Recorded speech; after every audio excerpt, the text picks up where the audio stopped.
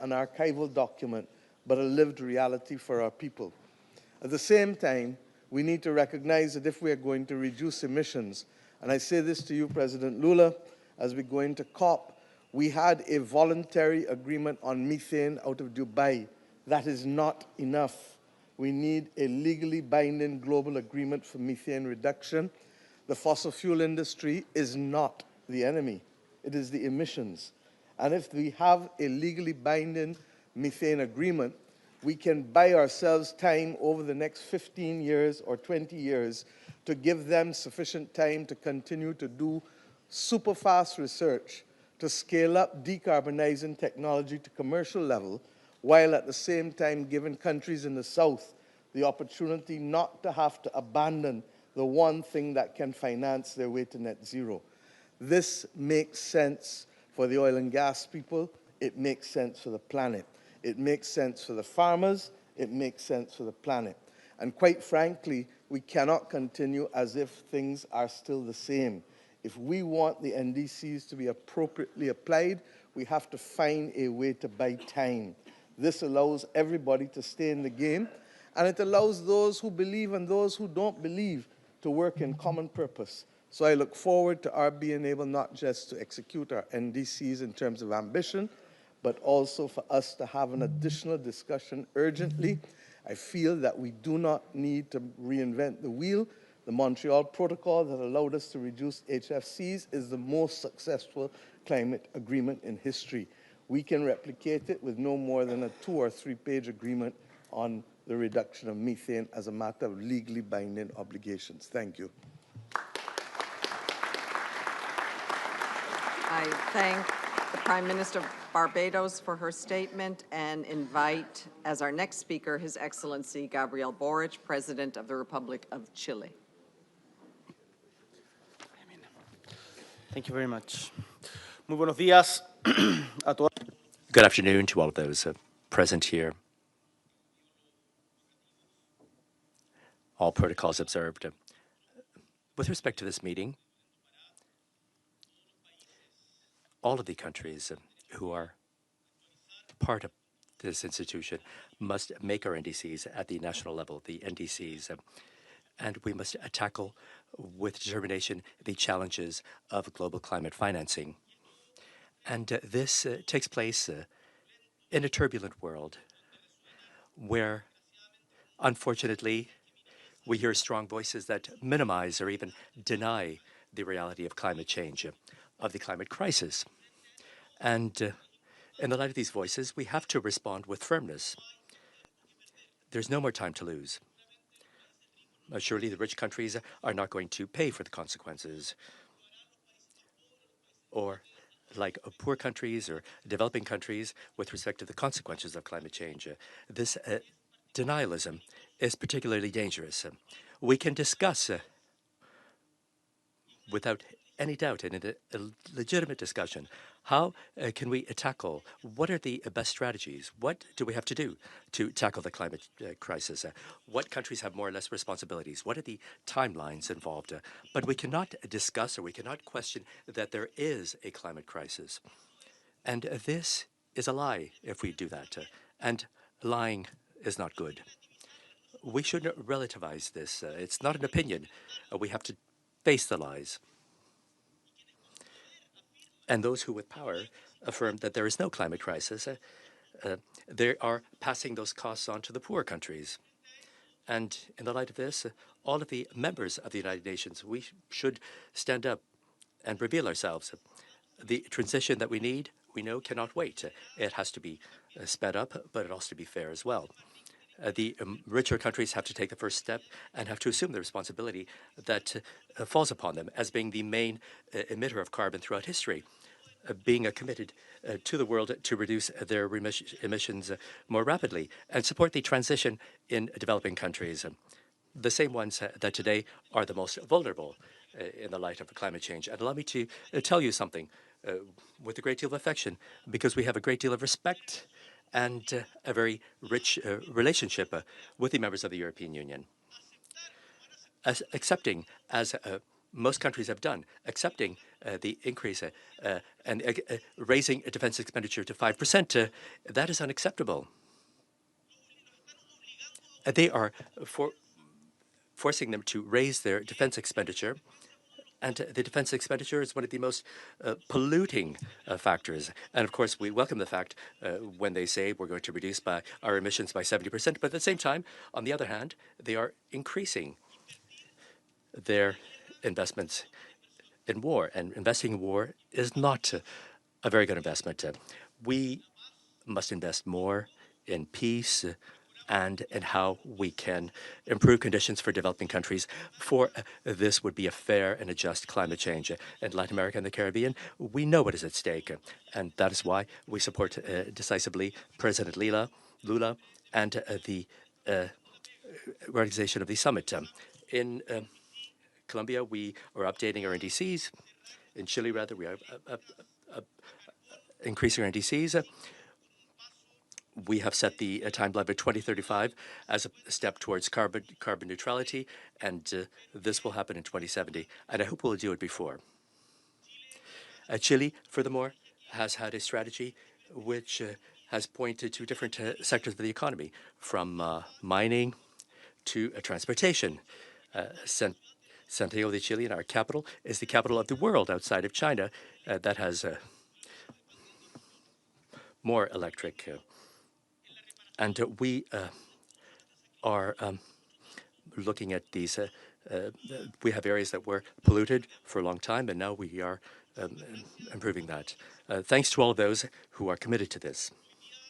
Today, we are the ones, the decision makers, who can change the course of the world, not for us, but for the upcoming generations. And we have a responsibility, and history will judge us for this. Thank you.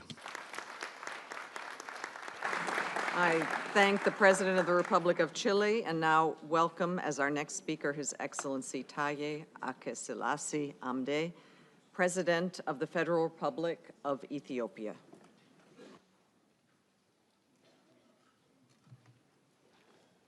Excellencies, heads of state and governments, ladies and gentlemen, I would like to thank His Excellency President Lula da Silva and Madam Deputy Secretary General for convening this meeting as we look forward for a much anticipated COP30 in Belém, Brazil. Ethiopia, together with other African Union and African countries, had the honor of hosting the second climate summit early this month. The summit, involving nearly 25,000 participants from all over the stakeholders, was a successful event that sets out Africa climate priorities. The outcome declaration encompasses a commitment that Africa is not merely a victim of climate change, but a proactive force in developing innovative and sustainable solutions. I thank the organizers for this opportunity to share the main outcomes of the African Climate Summit as reflected in the Addis Ababa Declaration.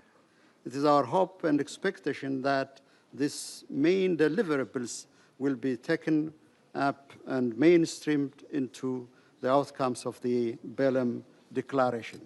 Excellencies, Africa's priorities are clear: to accelerate progress toward the Paris Agreement targets and within the framework of the common but differentiated responsibility, the continent is determined to take bold steps.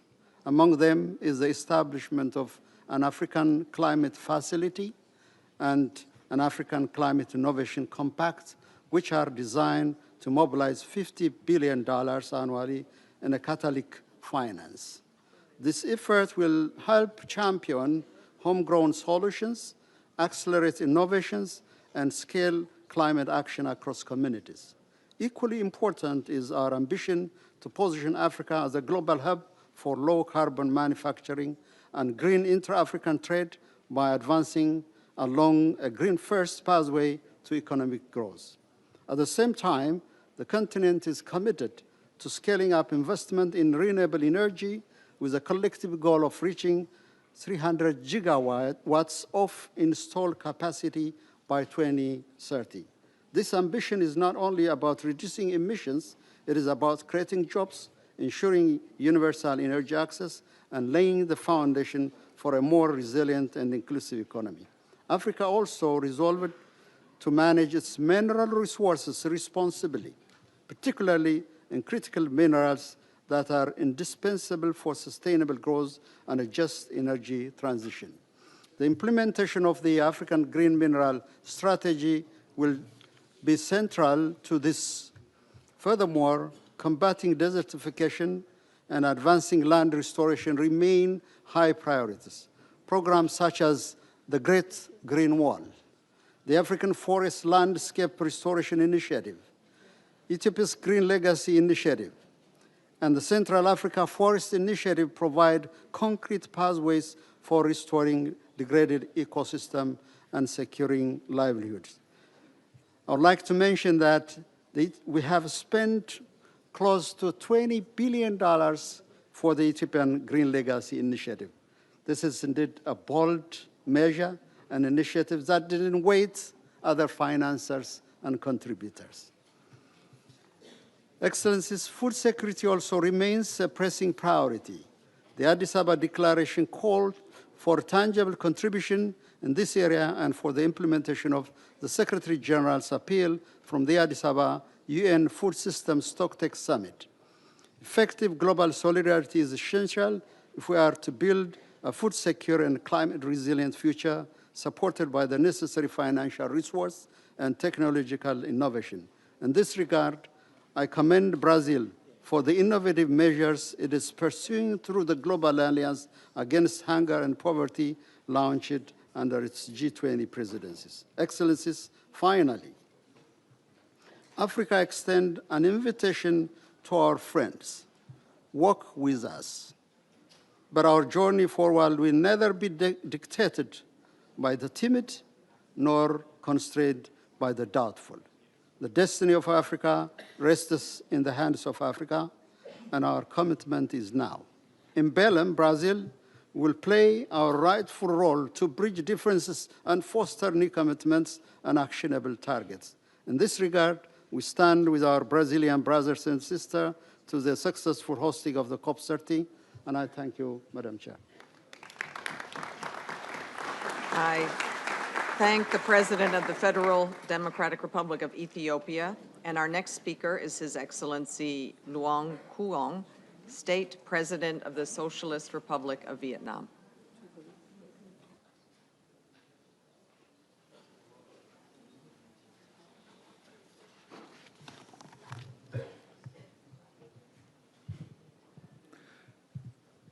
Thưa Ngài Tổng thống Brazil, thưa bà Phó Tổng Thư ký Liên Hợp Quốc, thưa các quý vị, tôi cảm ơn Ngài Tổng Thư ký Liên Hợp Quốc đã tổ chức hội nghị cấp cao về hành động khí hậu đặc biệt quan trọng này, thể hiện quyết tâm mạnh mẽ của Liên Hợp Quốc. Distinguished delegates, I thank the Secretary General for convening the special high event on climate action, a most important event that demonstrates the strong resolve of the United Nations and the international community to join hands in addressing climate change. Vietnam is among the developing countries most severely affected by climate change. We are very clearly aware of and remain steadfast in our pursuit of sustainable development goals, striving for a harmonious balance between economic growth, environmental protection, and climate change response. Vietnam has continuously improved its related institutions and policies and established a coherent legal framework that enables green and just transition, climate change adaptation, and strong and resolute actions to achieve committed goals alongside the international community. At the same time, Vietnam will also continue to enhance adaptive capacity and resilience in vulnerable areas and communities in regions affected by climate change so that no one is left behind. On this occasion, allow me to propose 3 key points. First, all countries in the international community need to ensure the full and timely delivery of climate finance commitments, with particular attention to resources for a just transition. This process should be aligned with social security, job creation, and support for vulnerable workers and communities. Second, we need to accelerate in more vigorous and substantive manner the transfer of advanced, clean, and efficient technologies to support the development of a green and circular economy, which will help developing countries to bridge the development gaps. Third, the United Nations must continue to play a central role in fostering solidarity, cooperation, trust building, and ensuring equity and justice, and in realizing the objectives of the United Nations Framework Convention on Climate Change and the Paris Agreement on the principle of common but differentiated responsibilities. Developed nations should take the lead in fulfilling their strong commitments to emissions reduction, finance, and technology contributions. They should also initiate and spread new initiatives and solutions, foster dialogues, and connect nations, businesses, social organizations, and citizens worldwide to collectively take actions. Thank you.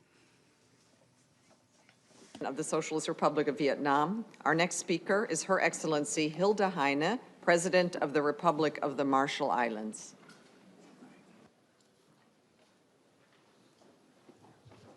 Thank you.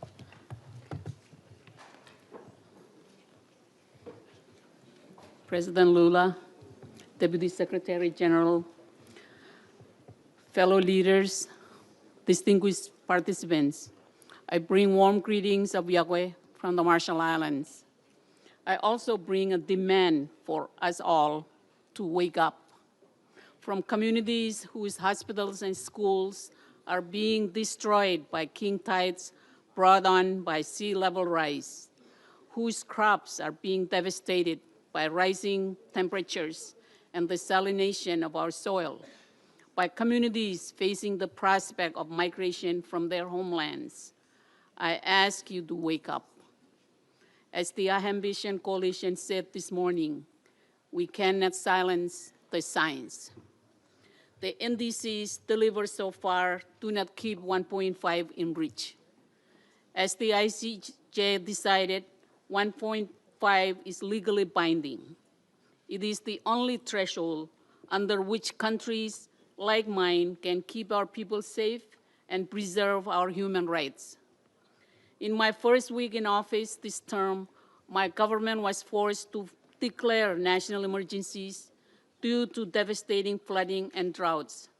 If we fail to wake up now and end our dependence on fossil fuels, the leaders of every country in this room will be woken up by calls about catastrophes, of wildfires, of storms, of heat waves, of starvation and drought, and the lives of our citizens lost as a result. The Marshall Islands is doing its part.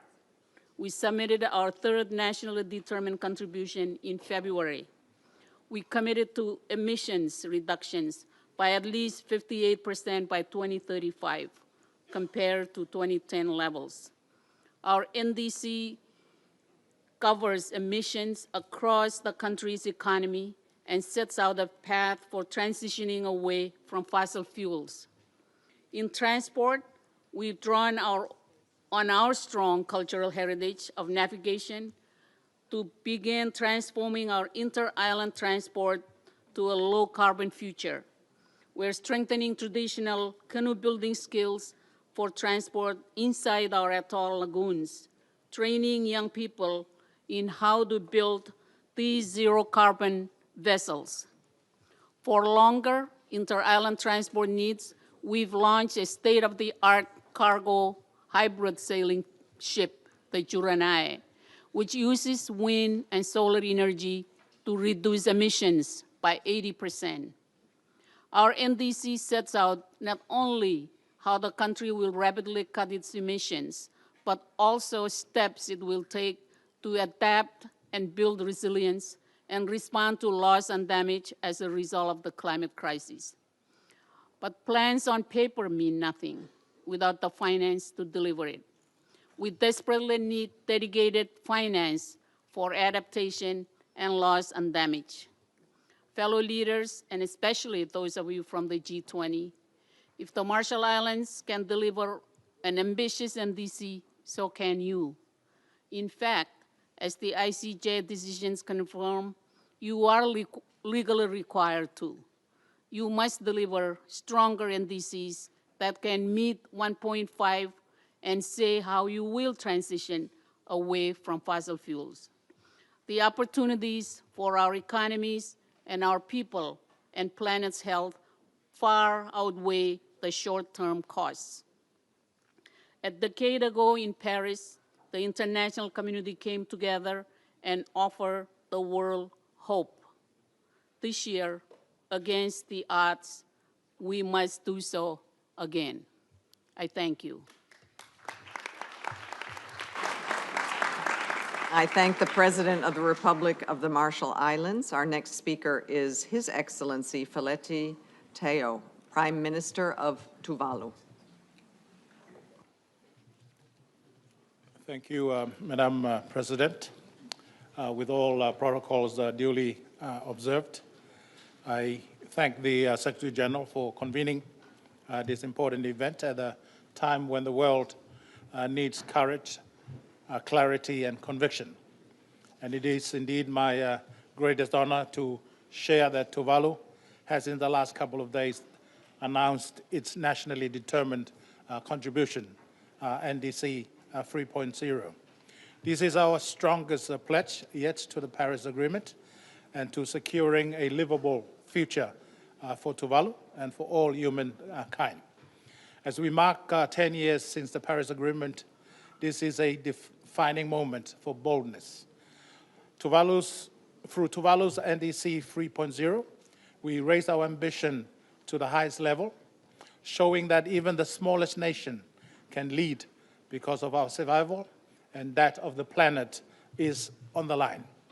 Tuvalu therefore commits to, 1, achieving a 100% reduction of emissions from the electricity sector, moving to near-zero power generation by 2030. 2, cutting total emission from the energy sector by 80% below the 2014 levels by 2035. And 3, following a zero carbon development pathway by 2050. These will be achieved in a manner that is just and fair and respecting the rights and dignity of every Tuvaluan. Excellencies, Tuvalu's NDC 3.0 is ambitious because our survival demands nothing less, but we cannot act alone. Tuvalu therefore call on major emitters to, 1, step up methane action with binding commitment, 2, transition away from fossil fuel, 3, honor climate finance promises for a just transition, and 4, deliver new NDCs aligned with the 1.5 target ahead of the COP30 in Belém, to be accompanied by robust implementation strategy. The ICJ advisory opinion on climate change has made it crystal clear that inaction is not just immoral, it is unlawful. Together, we must rise to the challenge of honoring both legal and moral responsibility in safeguarding our shared future and pulling the emergency brake on methanes. Cutting methane is the fastest scalable way to slow global warming, avoiding up to 0.3 degrees centigrade of warming by 2040, and buying critical time for long-term CO2 decarbonization strategies to take effect. The path ahead will not be without challenges, yet with political will and strengthened international cooperation, we can meet them. Let us commit not only to setting ambitious targets, but to taking concrete action that ensure a safe and sustainable future for all. I thank you, Madam President. I thank the Prime Minister of Tuvalu. Our next speaker is His Excellency Andrew Holness, Prime Minister of Jamaica.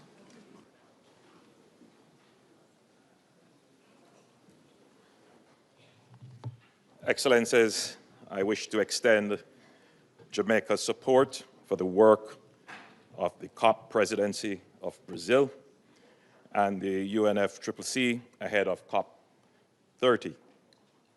Climate change is an existential threat to both the livelihoods and environments of communities worldwide, but disproportionately so to SIDS and LDCs. Sobering reports and assessments globally of the current state of the climate have increased the necessity for enhanced adaptation and mitigation measures to confront the challenges and bolster resilience. In Jamaica, the nation is contending with intensifying adverse effects of climate change. Droughts, floods, tropical storms, and hurricanes have already impeded Jamaica's development. 90% of our GDP is generated in close proximity to coastal regions.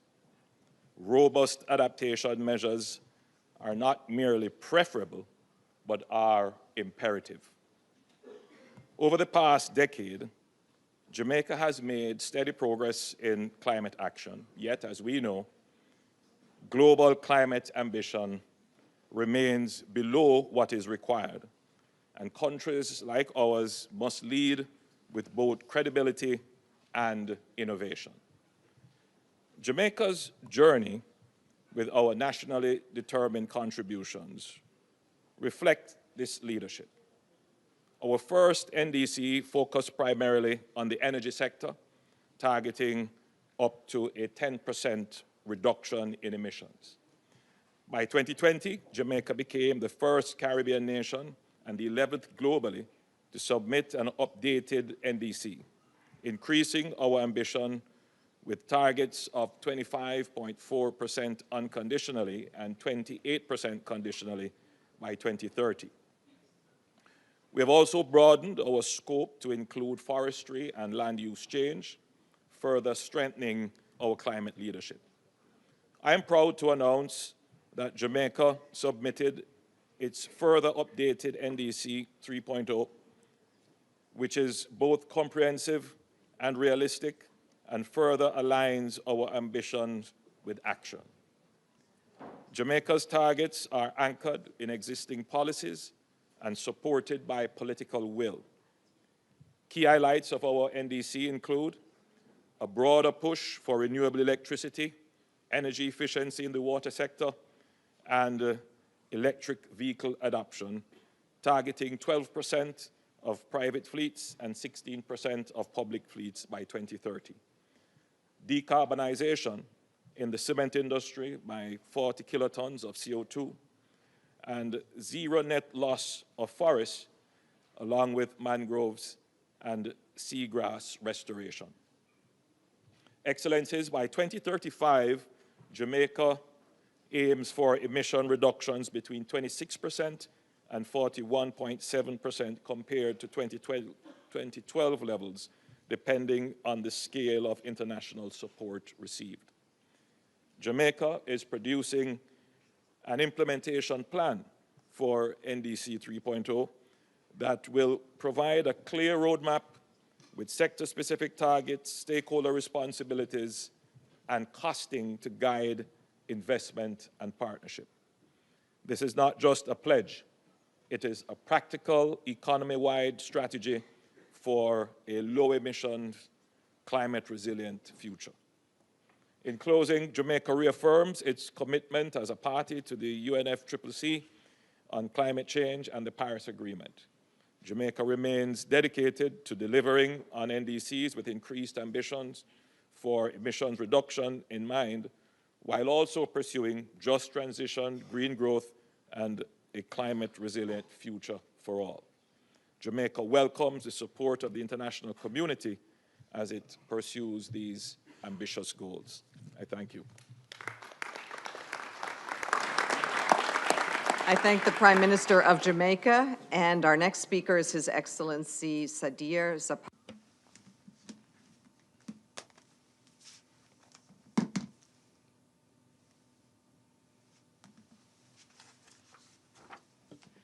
Dear heads of delegations, ladies and gentlemen, Kyrgyzstan makes effort to fulfill its obligations within the global climate agenda.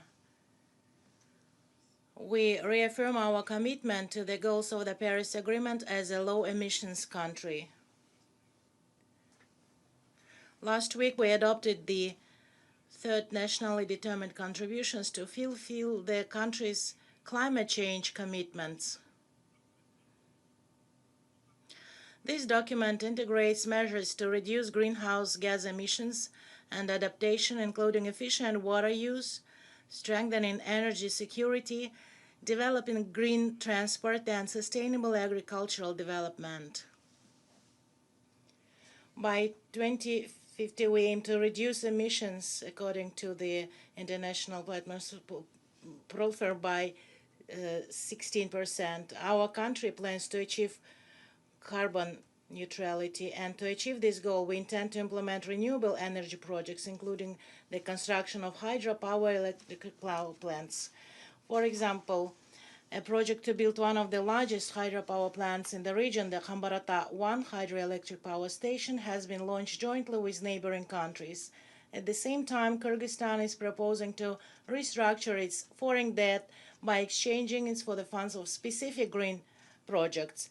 This includes financial projects in the area of ecology and sustainable development to regions, mountainous regions, through the Climate Trust Fund.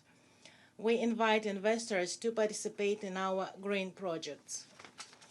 Dear participants, as a mountain country, Kyrgyzstan regards the preservation of mountain systems as a shared responsibility of all countries. After all, mountains provide humanity with ecosystem services essential to life, such as food, biodiversity, and energy. And rivers originating in the mountains provide livelihoods for approximately 2 billion people. At the same time, mountain ecosystems, including glaciers, and increasingly experiencing serious negative impact from the climate change.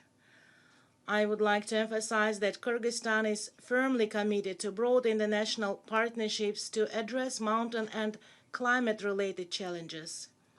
We call on countries to join the Declaration on Climate, Mountains and Glaciers and become members of the Mountain Negotiation Group under the Convention on Climate Change. We believe the special needs of mountain countries should be fully taken into account in the new global climate finance framework to be adopted at COP30 in Belém. We strongly support continued dialogue on mountain and climate issues within the United Nations. We firmly believe that collective action is essential to prevent global warming, safeguard mountain ecosystem, and ensure the enduring future of humanity. Thank you very much for it. I thank the President of the Kyrgyz Republic, and I would now like to welcome to the podium His Excellency William Samoei Ruto, President of the Republic of Kenya. Excellencies, distinguished guests, ladies and gentlemen, as we approach the 10th anniversary of the Paris Agreement, the political landscape has become more polarized and more uncertain. Yet the urgency of climate action has never been greater. This crisis, ladies and gentlemen, is accelerating with devastating consequences across sectors. It drives instability, weakens economies, and forces many countries to divert very scarce resources from health, education, and social protection into emergency responses. At COP30 in Brazil, we must set the highest possible ambition for NDCs firmly aligned with the 1.5 degrees pathway. That was the spirit of the Second Africa Climate Summit, where Africa asserted its agency, spoke with one voice, and demanded that global commitments be honored. Kenya has already acted. Early this year, we submitted our NDC 3.0, bold, economy-wide, and grounded in a whole-of-society approach. Our targets are ambitious, but also hopeful. We offer global solutions for emission reductions at scale if adequate financing is provided.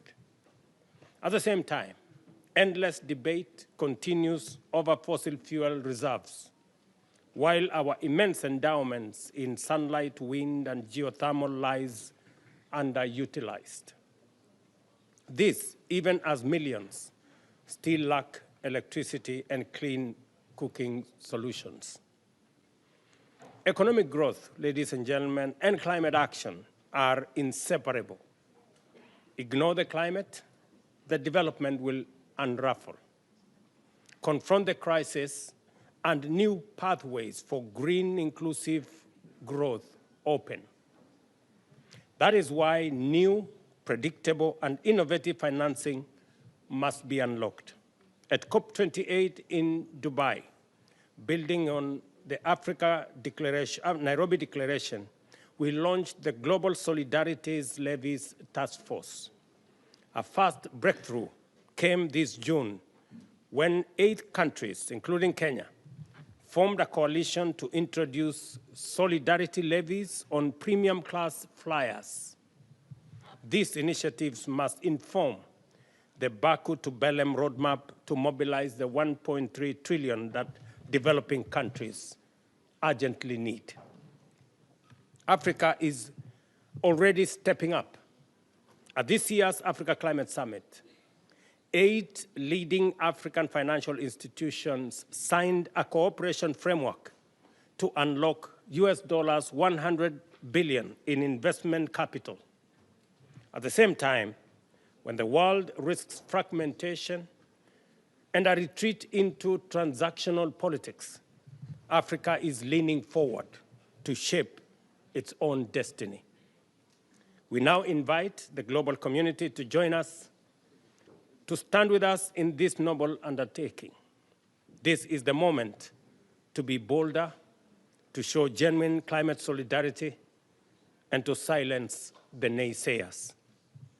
I thank you for your attention.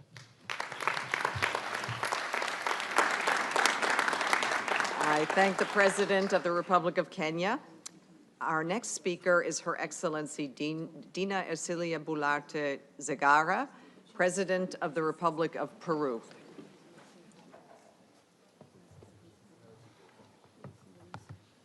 Gracias y muy buenas tardes. Thank you, and good afternoon, everyone.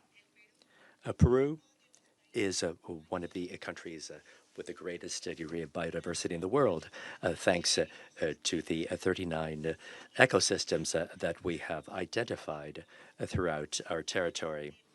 More than 60% of our territory is covered by the Amazon, and we have 68% of tropical glaciers in the world. However, in the last 58 years, climate change has led to the loss of 56% of our total area, affecting the cycle of water in the Amazon.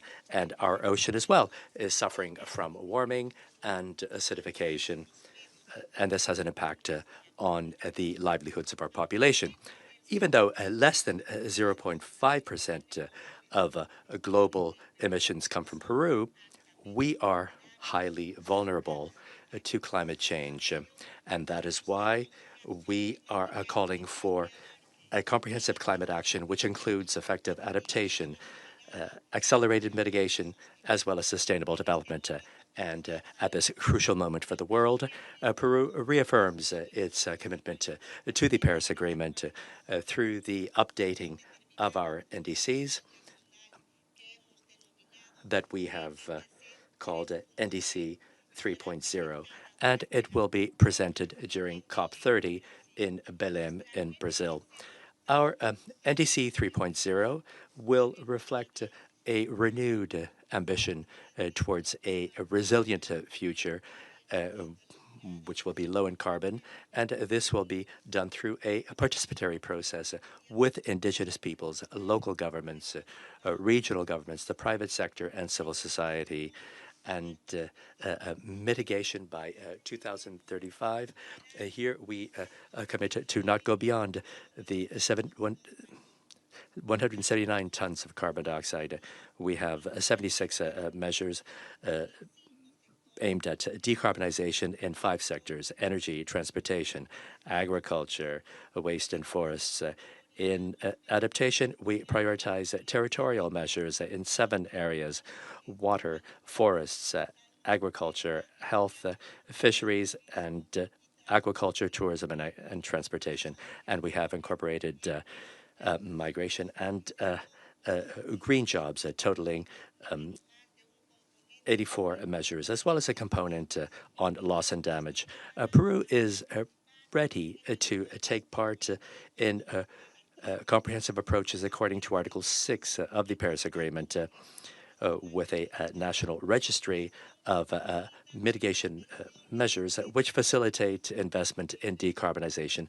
Peru is showing that climate action is possible only through political will, respect for multilateralism, and international cooperation.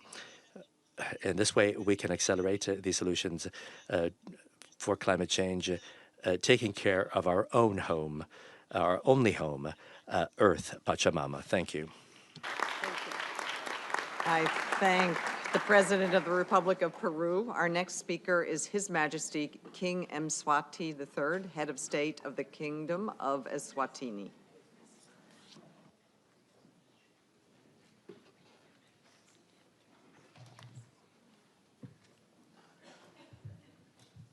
Madam Moderator, Excellencies, Heads of State and Government, distinguished ladies and gentlemen, it is an honor to address this gathering as climate change threatens humanity and the planet.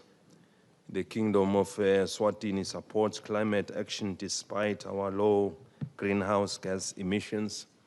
We are highly impacted by climate change, including droughts, floods, landslides, and strong winds, which contributes to the national development burden of adaptation. Despite this, Eswatini comes to this meeting determined to turn vulnerability into resilience.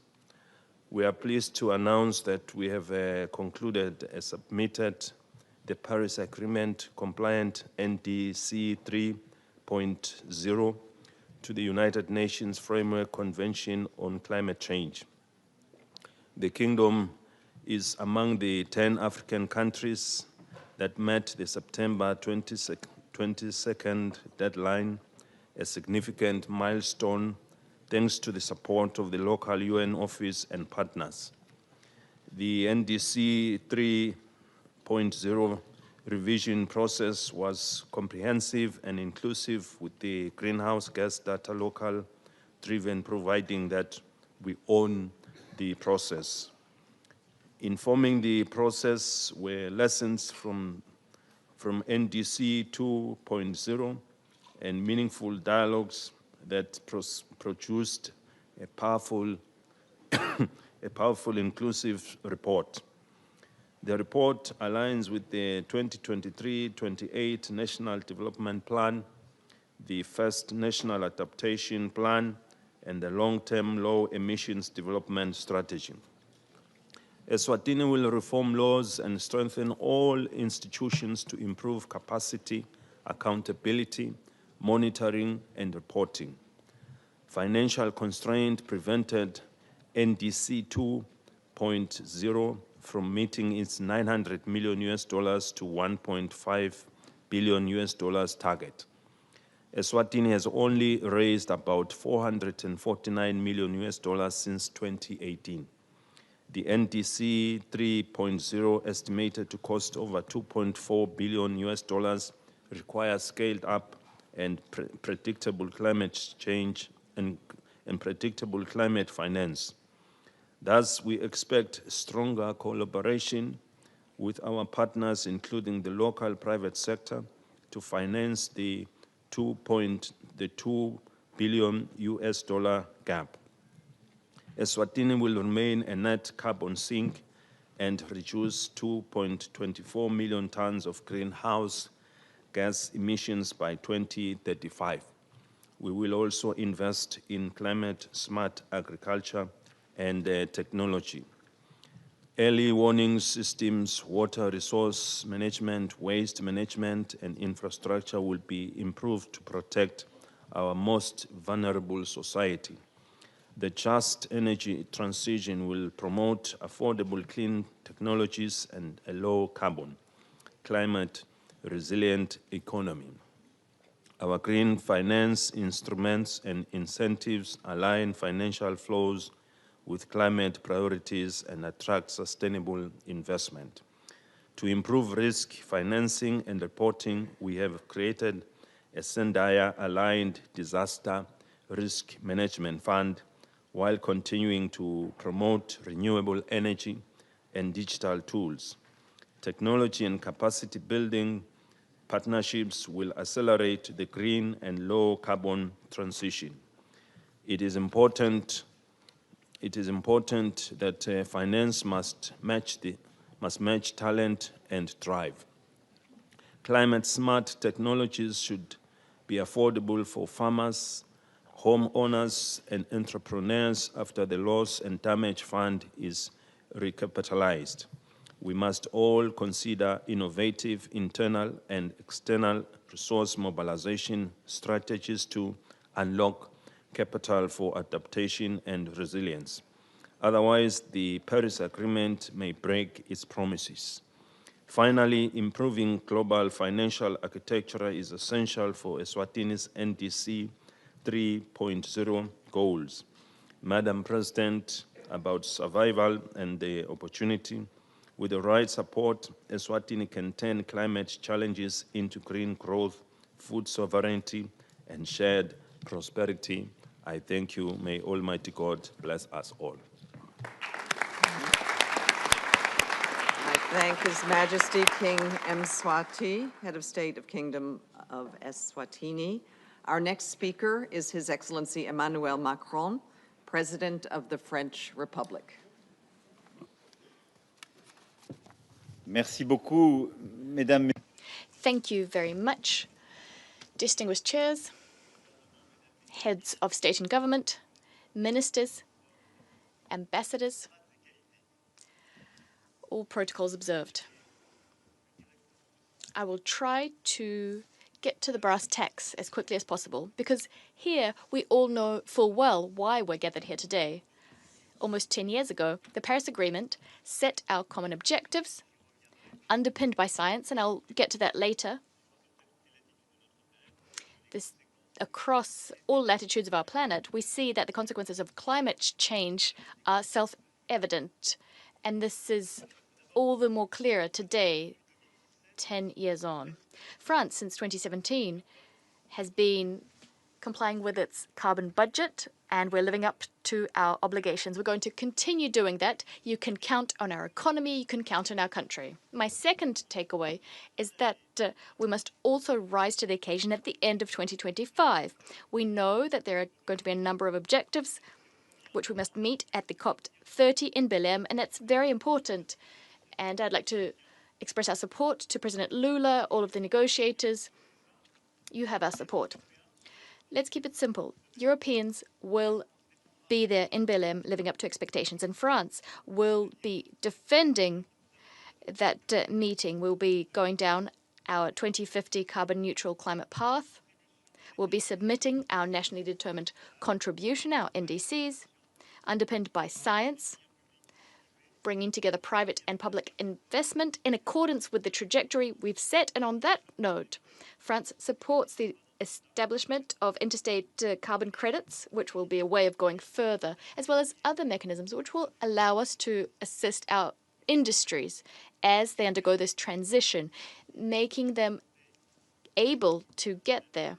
That's what we'll be submitting before the end of the year, by November in Belém at the COP30. Aside from the NDCs, I wanted to talk about some of the key goals coming up in the next few months against this context. Progressive phase-out of fossil energies. This is something we decided on in Dubai. This is absolutely vital, and that's why we need to accelerate our efforts, moving away from carbon in particular. We need to think about previous COPs as we look ahead to the future. So we've established mechanisms to fund this transition, to address the issue of investments that were recently made, so that no one says it'll be a good idea to reopen up carbon-heavy industries. Instead of doing that, instead of backsliding, we need to accelerate the transition. This was said by a previous speaker. We need binding objectives on methane. We know that this is a reachable goal, and we are participating in the global methane pledge, bringing together 150 countries. I encourage those who haven't yet done so to join our ranks. This is the best way to reduce our emissions, and it's also a G7 priority. We'll be chairing the G7 next year. My third takeaway I wanted to underscore is ecosystem restoration. We know, thanks to the work of the IPCC and IPBES, that there are deep synergies between our fight to limit CO2 emissions and the fight for biodiversity. They're mutually reinforcing. Therefore, and I don't want to take up too much of your time, but that's why we need to forcefully fight to protect our oceans and our primary forests, because these two fights are part and parcel of our efforts to protect biodiversity. 3/4 of the world's biodiversity are located in those primeval forests. We have a lot of biodiversity, a wealth of biodiversity in our oceans. So if we protect those primeval forests and oceans, they're remarkable carbon sinks, in particular those contained in our primeval forests. So we're going to continue taking action on forests. The Belém meeting will be important, as we will be hoisting up our commitment to the Amazon. France is one of the countries of the Amazon. We have French Guiana, which is located in the Amazon. So we'll be proposing new financing mechanisms so as to further protect the Amazon. Now, we shouldn't forget about Southeast Asia and the Pacific. Think about what's happening in the PNG, in Papua New Guinea, and Africa as well. There are forests there. That's a key objective. Therefore, everything we're going to be deploying, those country packages, are absolutely vital if we are to help preserve these forests. We are putting so much money into reforestation, but we also need to preserve existing forests. We're not doing that enough. We need those countries which have those forests, they might be losing out on economic opportunities by keeping these forests in the ground. So we need for the international community to help those countries. We also want to mention the Nice conference. An enormous collective effort was undertaken. I'd like to thank the UN, all of our partners, something that was spearheaded by us and our friends Costa Rica. We exceeded the 60% ratification threshold for the BBNG treaty. So great progress, but we need to strengthen collective work, protect the high seas thanks to the BBNG. We're now going to be working on implementation of that. The 30-30 Montreal objective, exclusive economic areas, protecting them. And I'd also like to invite you, in so much as possible, to join the deep-sea mining moratorium. That's absolutely essential if we are to preserve biodiversity. So we need to revitalize our efforts to protect oceans and forests. Also, the fight for financing, an important endeavor for Belém as well. The EU is taking action. We are the world's top donor. 28 billion euros were pledged. That's a quarter of the world's climate finance. France, together with the French Development Agency, is mobilizing 7 billion euros for climate action. We've tripled our commitment over the last decade. Will continue to mobilize on international finance. Last but not least, aside from all these timelines, all of this action, what we want to be doing at Belém, the NDCs, and what I just mentioned, we must also continue this method, implementing this method, bringing everyone together, bringing together scientists, governments, companies, and NGOs. This method, part and parcel of it, is the Pact for People and Prosperity, the 4 Ps, which brings together 73 states and has come up with innovative initiatives thanks to this mobilization. I'll just mention a few. Kenya, Barbados, Spain, Somalia, Sierra Leone, Antigua and Barbuda. The list goes on. Many countries have committed to improvements in aviation, resilience, innovative financing. That's what it's called. We need to continue forging coalitions to mobilize innovative financing. With the UK, we've created a framework for biodiversity credits and essential mechanisms to achieve what I just mentioned on forests. Pilot projects have already been crafted. We have robust methodology so that we don't repeat the mistakes of the past with carbon credits. We also need to further take into consideration climate vulnerability when allocating development bank financing, and that's the 4P reform, reforming the big banks. To achieve this, we need to keep in mind a few simple principles. No country should have to choose between combating poverty and protecting the planet. Every country should be able to choose their own path. We need to increase funding funneled to the most vulnerable countries. It's a matter of justice, and it's these countries which are suffering the most from climate change. We need to mobilize private finance a lot more. That's at the heart of the World Bank and the IMF reforms. This is necessary to ensure we achieve this transition. And last but not least, science should be at the heart of our policies, of the decisions we take. Sometimes we hear narratives to the effect that climate issues, biodiversity, are up for debate. Some people say the science is not clear-cut, but I do believe the science is clear. Recognized scientists, eminent scientists, harbor no doubts. We defend open, free science so that we can underpin our decisions with that science. And that is why 800 IPCC scientists will be meeting later this year to continue driving ahead this agenda here at the United Nations so that we make good decisions. Thank you very much for your collective efforts. I thank you.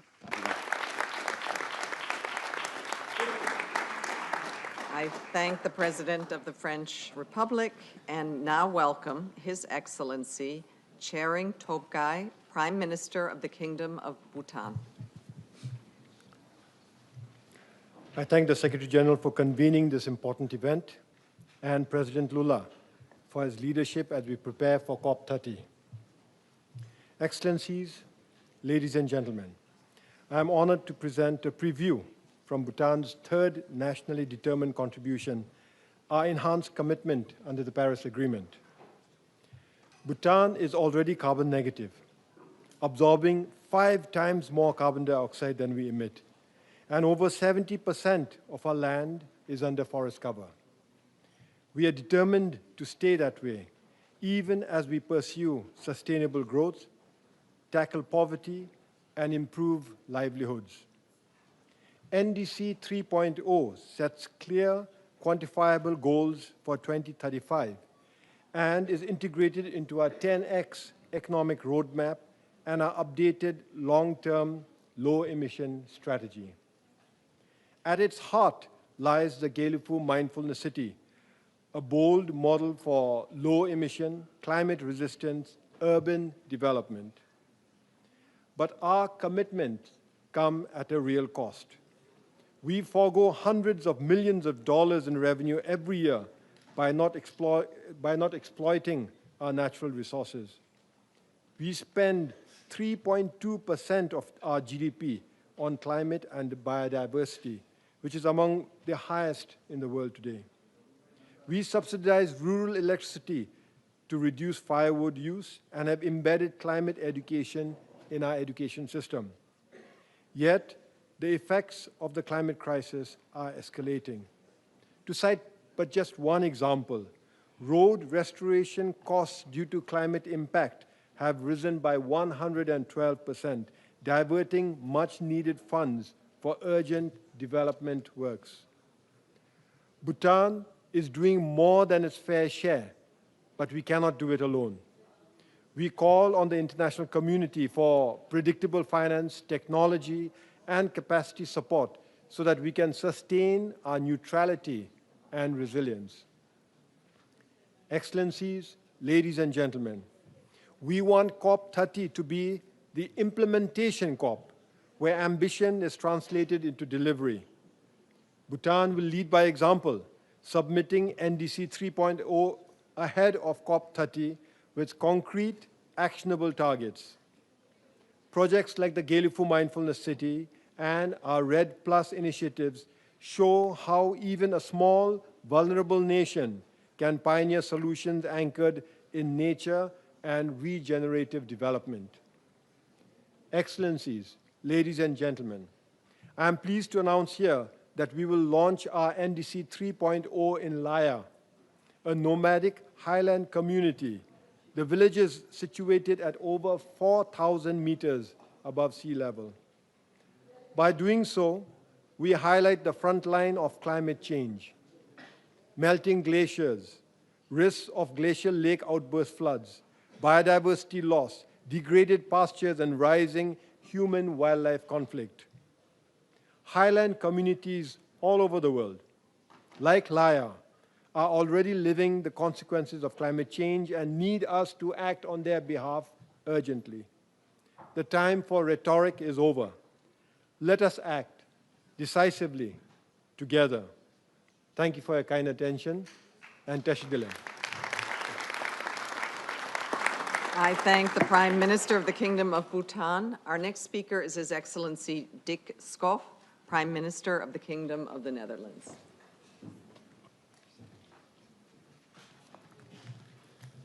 Esteemed colleagues, ladies and gentlemen, we are now 10 years on since the Paris Agreement. 10 years of working hard nationally and internationally to limit global warming to 1.5 degrees. I think it's fair to say that much has been achieved, but not enough. We need to pick up the pace as we remain committed to tackling climate change together. Only with a collective level of ambition equal to the scale of the challenge will we be able to deliver a sustainable future for all. More action and more international cooperation is essential to ensure a livable environment and to secure livelihoods for today's generation and for many generations to come. At the same time, the green transition offers enormous opportunities for attracting investment and stimulating trade in renewable energy, water management, and food security. For us in the Netherlands, climate change and green growth are two sides of the same coin. And as we discussed the nationally determined contributions on our way to Belém, I think we should focus on the second word. We must stay determined. And I assure you, Europe and the Netherlands are determined. Our compliments to all the parties that already have published their new NDCs. We know how much effort has gone into this.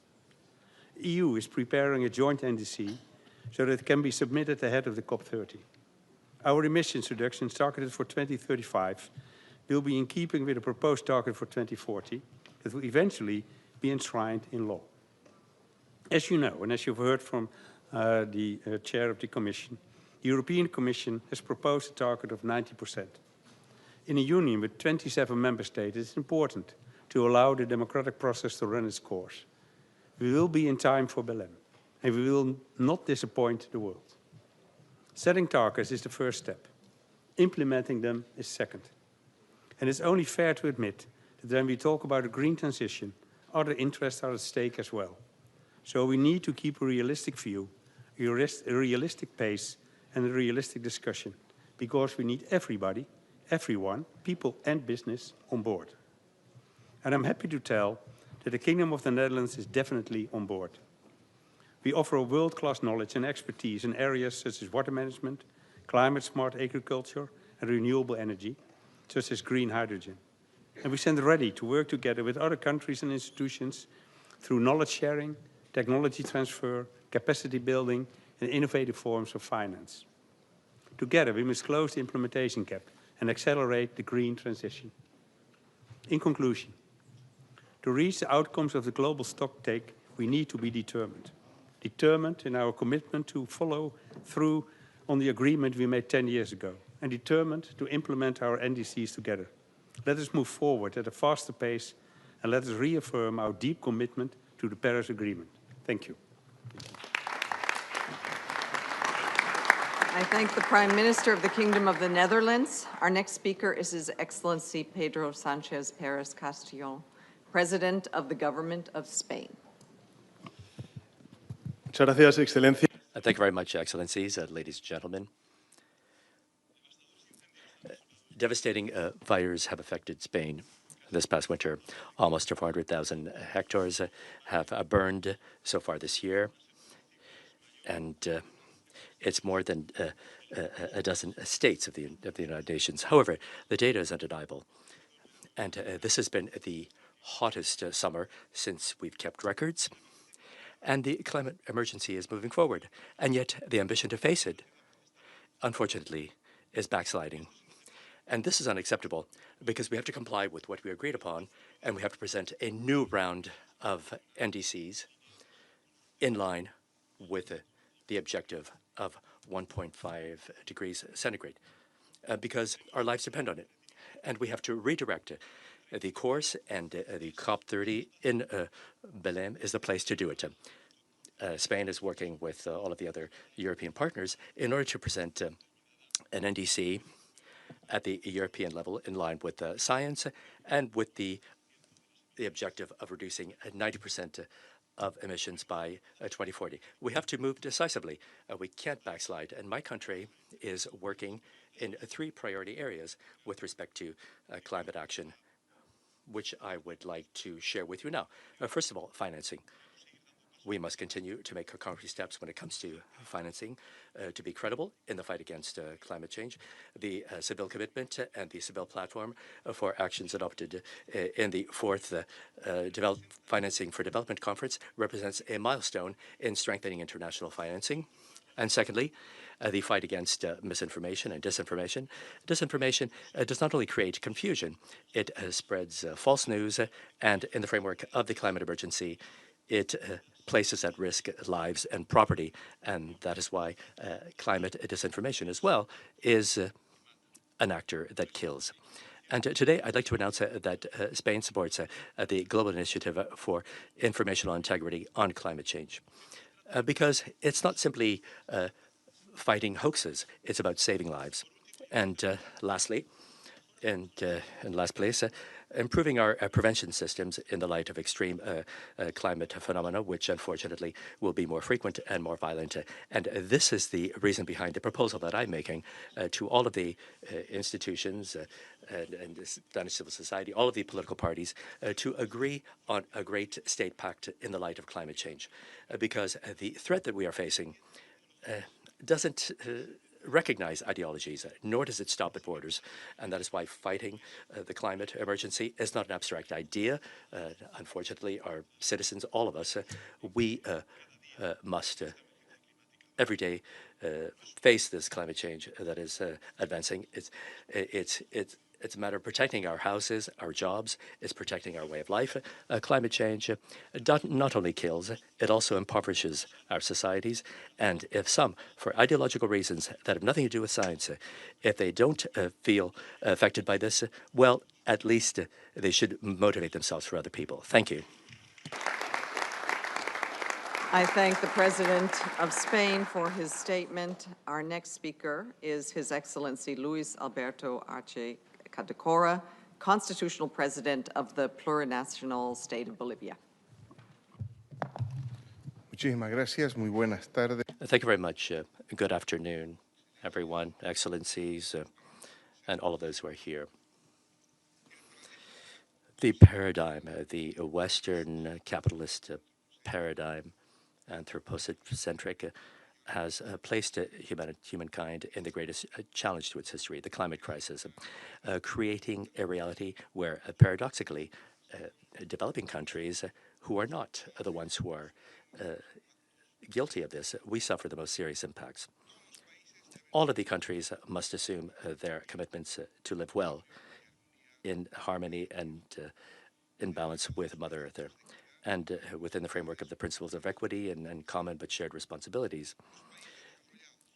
Developed countries that have greater responsibilities historic responsibilities, must take leadership when it comes to resolving the climate crisis and guarantee financing, technology transfer, as well as capacity building for developing countries. The main message of the developed countries that we have heard at this summit must be to achieve carbon neutrality by the year 2035. One real solution to the climate crisis also has to include the commitment of the United States, the country with the largest global historic emissions, to comply with their climate obligations within the framework of the Paris Agreement. Greenhouse gas emissions in Bolivia are minimal, but we assume our responsibility within the context of the Paris Agreement, and we have presented our NDC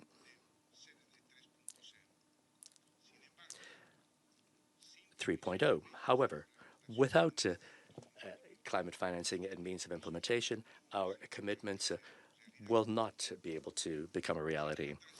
Without a fair transition, an international transition, actions in our countries will always be inequitable and will be limited in achieving our right to development. Bolivia is a victim of the unjust energy transition. Bolivia has drastically reduced its production of fossil fuels, and with the lack of a just transition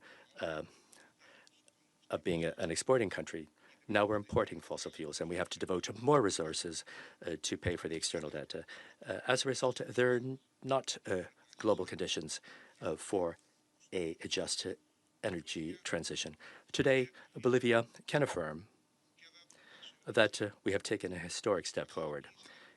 On the 15th of July this year, our program for emission reductions due to deforestation, promoted by the indigenous government of Charagua and Gambay in our country, it was certified in the UN platform, placing us in the carbon international market with credits of high integrity and indigenous leadership. This milestone not only makes visible the climate ambition of the country, but it also shows that we have laid the basis to exceed to climate financing, complying with 3 of the 5 conditions, and consolidating state capabilities and community capabilities. With vast forest areas and a potential for mitigation and also social benefits, our model can be replicated at the national level, especially in protected areas, in order to ensure effective protection. We have a registry of programs and projects along these lines, which are being fully developed, and we are moving forward in consolidating them with other management instruments. We are strengthening the protection information systems to guarantee transparency rights, and we will develop a mechanism to redistribute benefits, which is both just and transparent, which favors those who protect forests. We invite international cooperation as well as markets to accompany these sovereign efforts. Bolivia is ready to use measurable results, results of integrity, which would protect the Amazon as well as our entire ecosystem, generating well-being for our peoples and contributing concretely to the global goal of limiting global warming. We have assumed as a country the commitment to carry out significant and drastic reductions in deforestation of the Amazon by 2030 and strengthening the comprehensive conservation of our forests. However, without the provision of financing today and now, this task will be impossible. And that is why we would like to say that the Fund for forests led by Brazil and which will be launched in COP30. This should incorporate the provision of early resources and advanced resources for future results. We welcome the fact that Brazil would be the seat of COP30 in Belém, an emblematic symbol of the Amazon, convinced that multilateralism is the only path to overcome the climate emergency, and that in this COP, the leadership of Brazil will protect the interests of developing countries. Thank you very much. I thank the Constitutional President of Bolivia. Our next speaker is His Excellent Jeremiah Manela, Prime Minister of the Solomon Islands.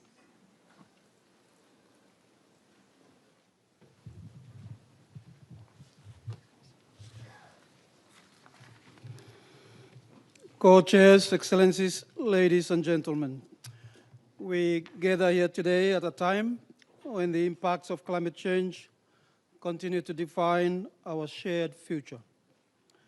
Solomon Islands is positioned in a location where the impact of climate change is 3 times the global average. Climate change is a daily reality. Eroding coastlines, sea level rise, biodiversity loss, and the frequency and intensity of disasters is placing stress on our people, economy, and livelihoods. We face a climate emergency that is not of our making. The NDCs are the cornerstone of the Paris Agreement that can place us on a 1.5 degrees Celsius pathway. We are here today to renew our commitment to our people with ambitious climate action. Solomon Islands has done more than its fair share in submitting an ambitious 3rd cycle net positive nationally determined contribution, NDC commitment. Allow me to briefly explain. Our greenhouse gas emissions peaked in 2018 at 861.5 kilotons of carbon dioxide equivalent, excluding removals. Under a business-as-usual trajectory, our emissions were supposed to increase by 2% by 2035. However, our standing forests is removing greenhouse gases about 30 times more than our combined national greenhouse gas emissions.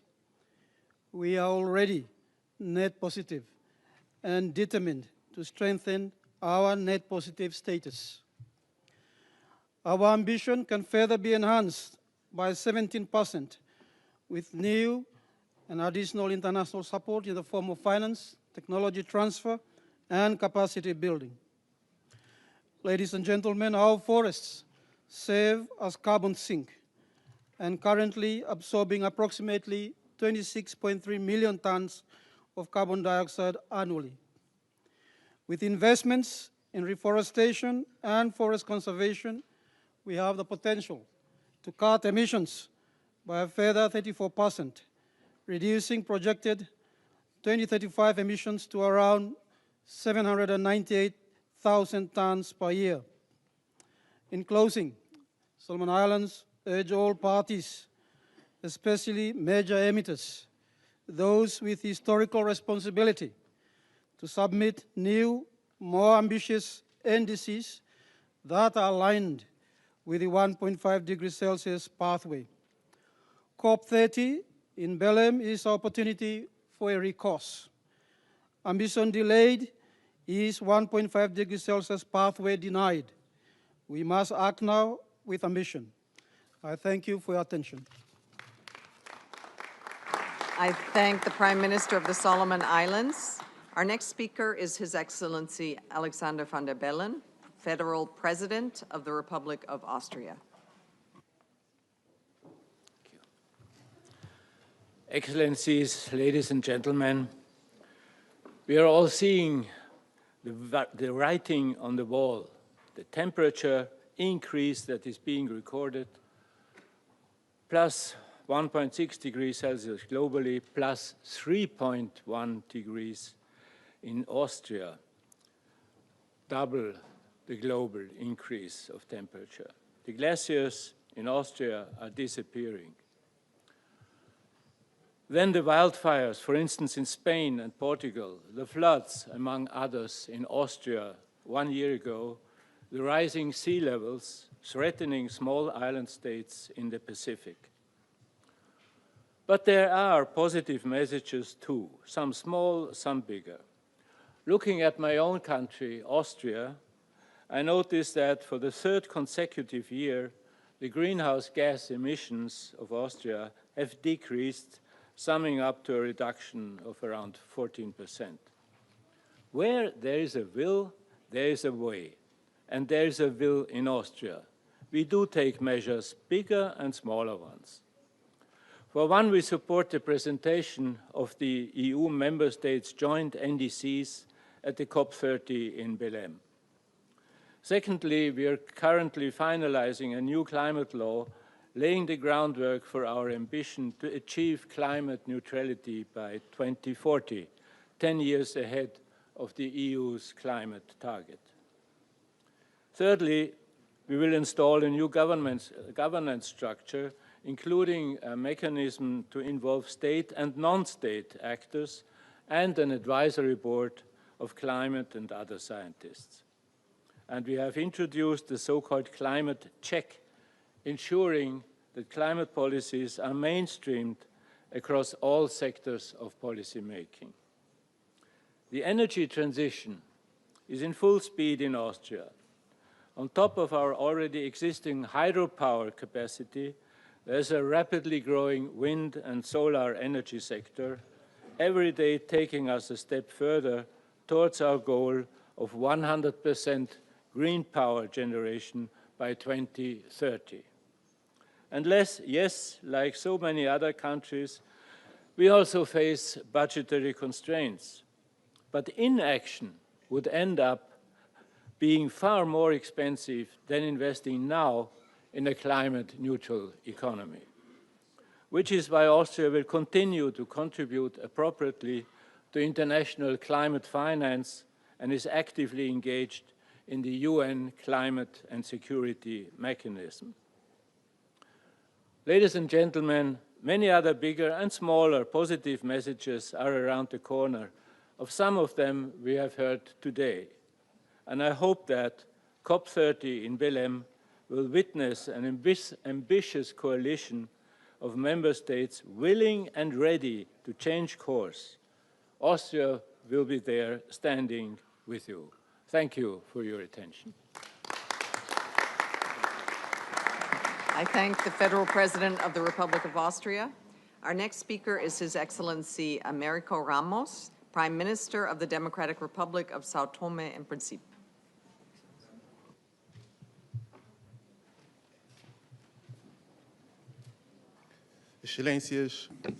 Excellencies, heads of state, distinguished delegates, it is a great honor and with great sense of responsibility that I direct my words to this illustrious audience in the name of the people and the government of the Republic Democratic of Sao Tome and Principe.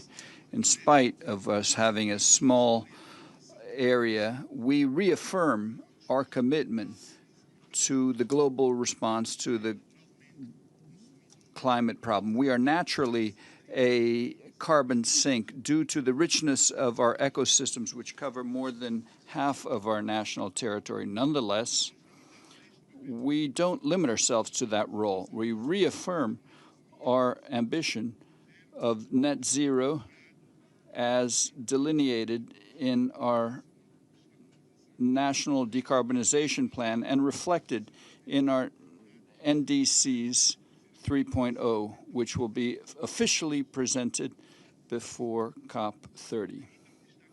Allow me to highlight some central measures of our NDC 3.0. We have increased the NDC 2.0 goals for reducing emissions to 27% to 36% by 2035 based on the national inventory of 2018. We have committed to increase the participation of the share of renewables in our grid to up to 50% by 2035, along with robust efficiency measures. NDC 3.0 places adaptation at the center of our activities as far as infrastructure, tourism, biodiversity are concerned, trying to quantify for the first time the costs of adaptation measures.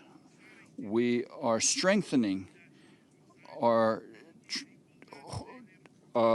efforts, including gender equality and including the youth in our efforts. Excellencies, as far as in the name of ecological protection, we are passing Law 820, which will prohibit the production of plastic bags, an important measure to end pollution by plastics. We have a national strategy of transitioning us to a blue economy with a plan to make these strategic goals real. We are also renewing our third national plan and strategy for biodiversity, as well as our biodiversity financial plan to try to reverse the loss of biodiversity and thus guarantee the resiliency of our ecosystems. Our country is ready to explore high-impact initiatives, including the Santiago network, to try to deal with losses and damages. We are committed, but we also realize that we will never reach these goals by ourselves. In this context, we realize we acknowledge the Secretary of the Secretary General, and especially through the climate promise, São Tomé and Príncipe is benefiting from technical, the UNDPs, the FAOs, and many other entities who are collaborating with us. We call for all our partners, be they government, private, or from civil society, that they redouble their efforts to reach the ambitious goals of NDC 3.0 so that we can have concrete results. Together, we can guarantee that small island states and developing states, in spite of their vulnerabilities, can be leader in climate action and can be an example for the rest of the world. Thank you very much. The Democratic Republic of São Tomé and Príncipe. Our next speaker is His Excellency John Briceño, Prime Minister of Belize.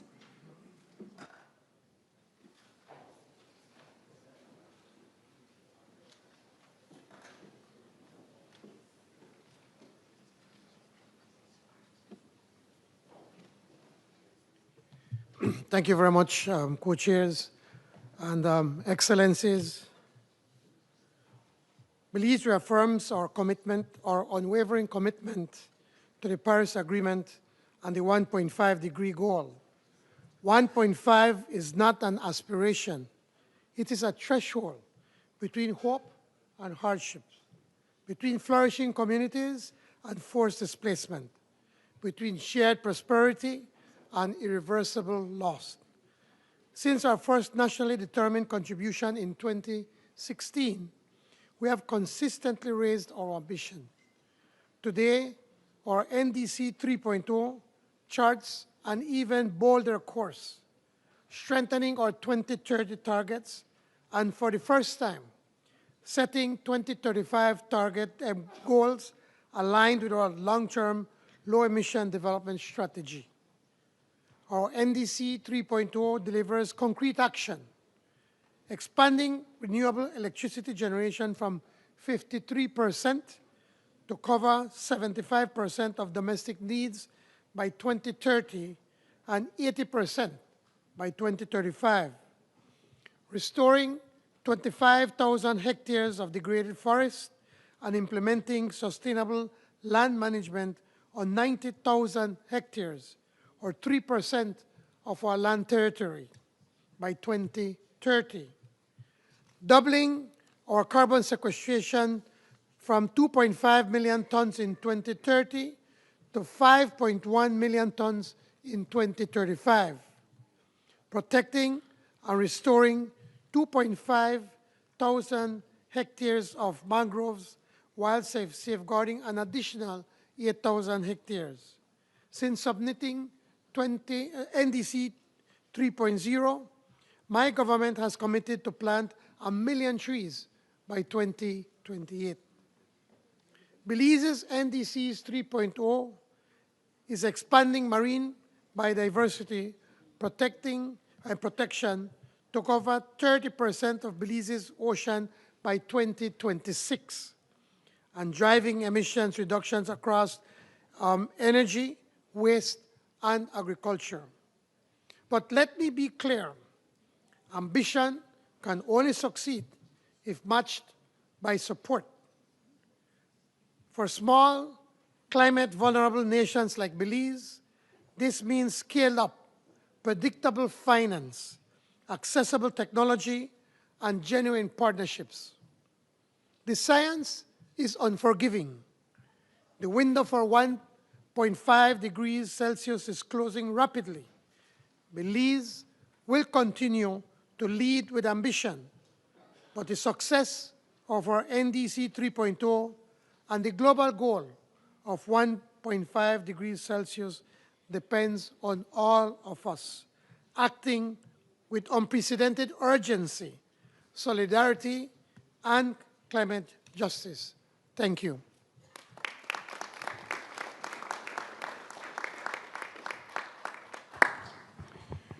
The next speaker is His Excellency Fustan Archange Touadéa, President of the Central African Republic.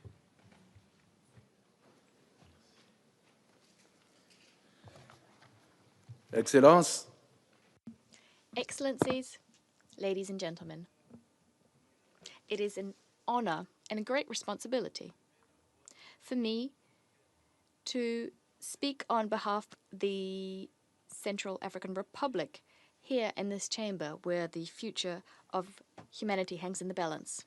My country, located in the heart of Africa, portrays the brutal reality of climate change, drought, flooding, deforestation, biodiversity loss. All of the above are intensifying year in, year out, making people already poverty-stricken more vulnerable, people who are suffering food insecurity and humanitarian crises. The Central African Republic, although it's one of the smallest emitters of greenhouse gases, is paying a disproportionate price through the crises which we didn't contribute to. This situation compels us to take the floor to recall that climate justice and global solidarity should be turned into deeds instead of simply remaining good intentions. Excellencies, we know that the world has fallen behind. 2 months remain before the COP30. Only 40-odd countries, however, have submitted their renewed NDCs. And this despite the fact that scientists are recalling the urgency of maintaining the 1.5 degrees objective. The big emitters responsible for 80% of emissions have not yet submitted responses in keeping with the challenges we face. Piecemeal solutions are insufficient. History shows that we can undergo transformation, and the COP is an opportunity for us to deliver measurable results, for our people. The Africa region is taking action with the support of the World Bank and the Global Environment Fund. We have launched the Prevere project aimed at promoting resilient infrastructure. This project is nature-based. It will strengthen urban resilience in Bibarati and Bangui. Specifically, it will benefit 300,000 people. It will create 3.5 thousand green jobs, especially for women and young people. That's what it means, moving from commitments to results. Furthermore, we have a national strategy for the sustainable management of 7 million hectares, which are well protected, and some of them on the UNESCO Intangible Heritage list. It's not just about conservation. This is our direct contribution to striking a global climate equilibrium. Ladies and gentlemen, in September of last year in Addis Ababa at the African Summit, the African Climate Summit, Africa spoke with one voice. Accelerating climate solutions and financing for green and resilient development is what we called for. The Central African Republic is unswervingly committed to the above. We are promoting homegrown, inclusive solutions that are rooted in our communities. We are calling for equitable, direct, and streamlined access to climate financing which is currently inaccessible and far too complex for vulnerable countries. We also want to swiftly see the operationalization of the Loss and Damage Fund so that frontline countries can address the disasters threatening their very survival. Our ambition is clear-cut. We want resilient green cities. We want to use nature to protect us, to ensure that we can resist climate shocks. We want to build low-carbon economies that generates jobs and hope for our young people. We want climate governance that's equitable and inclusive, in which all citizens become agents of the transition. However, to get there, we need much more than pronouncements. We need climate integrity, consistency between what we say here and what we do back in our countries. Excellencies, partners, history is looking at what we do. Any delays, any missed deadlines results in lives lost, in generations sacrificed. The Central African Republic would like to reiterate our commitment to being a resolute actor of the fight for our climate. And we'd like to underscore that a fight waged by one country is not enough. What is called for is real operational global solidarity. We do not have the right to be indifferent. We no longer have the right to the status quo.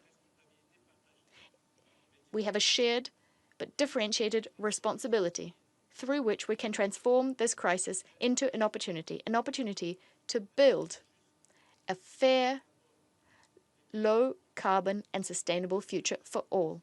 Ladies and gentlemen, thank you for your kind attention.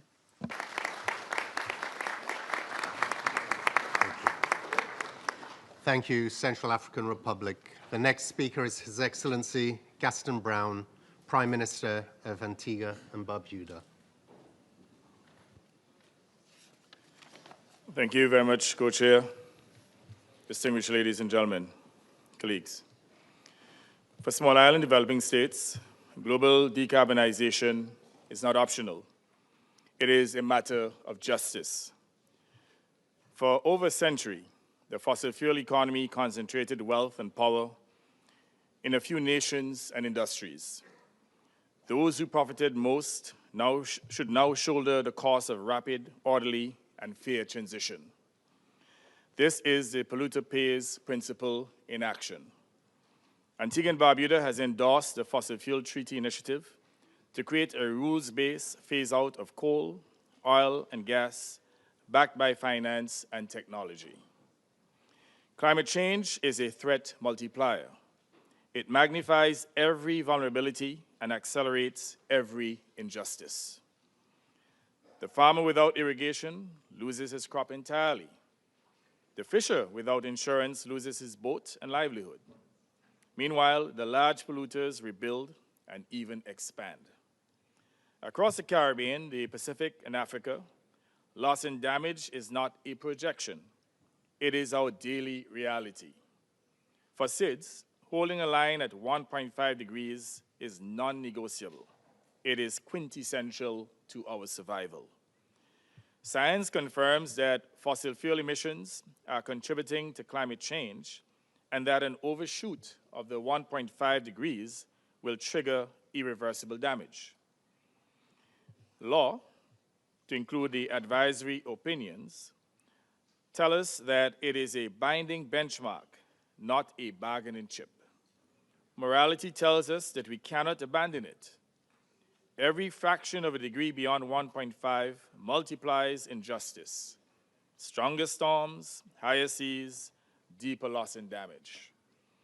Attribution science proves that the consequences of floods, storms, droughts, heat waves, and sea level rise destroying our countries are a direct consequence of emissions that we did not create.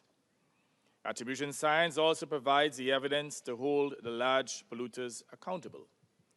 And I say to this august body that if diplomacy fails, then we should use the courts to hold these large polluters accountable.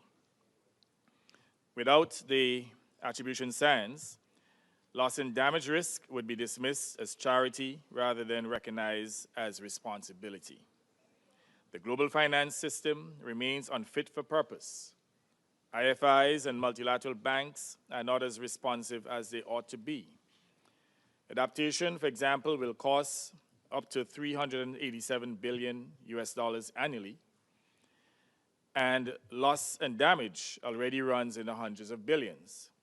However, the climate funding for adaptation and mitigation remains grossly inadequate, and there is little funding available to fuel the urgent transition needed. Fairness demands equitable participation in the transition, to include access to quality technologies, durable, efficient, low-carbon solutions at costs comparable to fossil fuels, protection from unfair burdens, finance at scale, that is concessional financing, primarily non-debt creating flows for renewable energy, clean transport, and resilient infrastructure. And it also requires capacity building, that is investments in people and institutions to sustain a net zero future. Colleagues, Antigua and Barbuda's National Adaptation Plan charts a clear path, and our updated NDC this year will move us closer to a green, resilient future. From survival to justice, that is our call today. Let us treat the 1.5 degree limit as a lifeline, not as a line in the sand. Let us make the polluter pays principle the foundation of a fair transition. And let us act not tomorrow, but today, so that the smallest and most vulnerable nations among us are not left to face the greatest storms alone. Finally, let us continue to fight to accelerate the transition to renewables in protecting our planet and certainly in the interests of all of humanity. I thank you.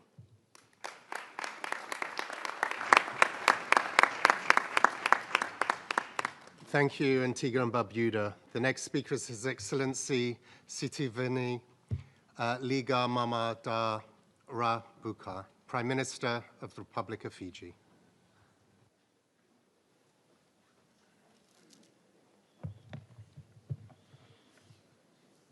Co-Chair, Your Excellencies, may I apologize for the very long name. It is an honor to address you today and to present the content of Fiji's third NDC. Fiji's revised NDC responds with the appropriate scale of actions and across its element demonstrates a leveling up of our vision and our commitment. Fiji has pledged to increase our energy sector emissions reduction target from 30 to 36%. Your Excellencies, our NDC is our prospectus to support access to the means of implementation, the finance and technology and the expertise required to supplement our resources.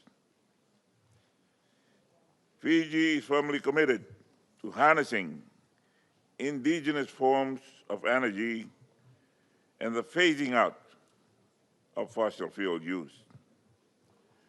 We also target to produce 100% of our electricity from renewable energy sources by 2035. Fiji's revised NDC is more than a requirement under the Paris Agreement. Realistically, the scale of our nation's goals and their achievability depend heavily on the NDCs and the actions of major global players and emitters. The ICJ advisory opinion confirmed that states have a binding obligation to act in line with science, fairness, and equity. Large polluters must take responsibility. Substantial and rapid and sustainable measures to reduce greenhouse gas emissions. The advisory was also clear. Non-proliferation of fossil fuels should be a priority in order to keep within the 1.5 degrees Celsius goal. COP30 in Belém must be the turning point with ambitious yet feasible NDCs.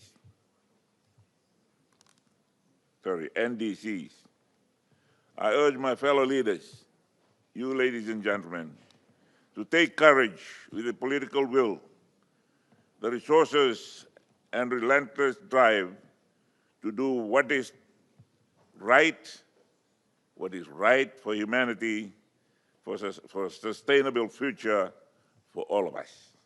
Thank you very much.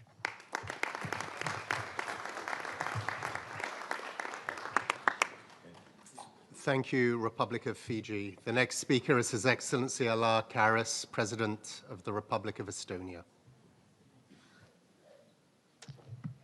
Thank you, Co-Chair. Honored colleagues, ladies and gentlemen. Climate change is the greatest challenge of our time. It destroys homes, livelihoods, and ecosystems while fueling instability and insecurity. COP30 in Brazil must be a turning point with strong action plans aligned with the Paris Agreement. 10 years after its adoption, we now see real progress in clean technologies, competitive industries, and opportunities for a just transition. Excellencies, Estonia is fully committed to climate neutrality by 2050 and to multilateral climate cooperation. We have already reduced emissions by 63% compared to 1990, showing our determination to meet future goals. As part of EU, our NDC for COP30 reflects this strong commitment and responsibility to secure our nature and climate. Tripling renewable energy production by 2030, as agreed during COP28 in Dubai, is the most effective way to reduce emissions. Once dependent on oil shale, Estonia now generates around 40% of its electricity from renewables, with solar capacity growing 25 times in just 5 years. By 2035, we aim for 80% clean electricity. Together with Finland and Latvia, we are building new electricity connections to support renewable energy. We will soon adopt the Climate Resilience Economy Act, aligning climate, economic, and nature policies. By law, 30% of land and sea will be protected, and the new vehicle tax is already steering drivers towards cleaner cars. Colleagues, innovation is central to our approach. Estonia develops smart rainwater system to reduce flood risks and applies digital and responsible AI tools for smart energy, precision agriculture, and climate monitoring. But he strengthened resilience and evidence-based policy making. As new technologies can also sometimes bring along environmental impacts and dependencies, the green transition must remain sustainable. Estonia shares our technical and digital expertise globally and contributes 1.5 million euro annually to developing countries to tackle climate change. Yet nearly 20% of the world still lacks electricity, and over 2 billion people rely on polluting cooking fuels that harm both health and the environment, mostly in sub-Saharan Africa. With solar and wind now affordable, clean energy must reach everyone. Finally, Russia's war against Ukraine reminds us that conflict intensifies environmental destruction and global insecurity, with constant bombardments, poisoning ecosystems, and harming health. Climate change or climate action is therefore also a peace and security issue. Thank you very much for your attention.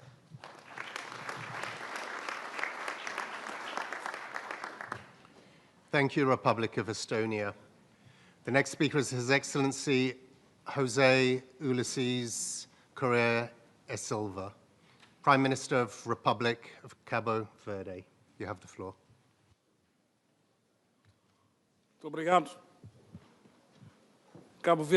Thank you. Cape Verde is an African place. It's in the group of countries that produces very few carbon emissions and suffers a lot of impact of the climate change.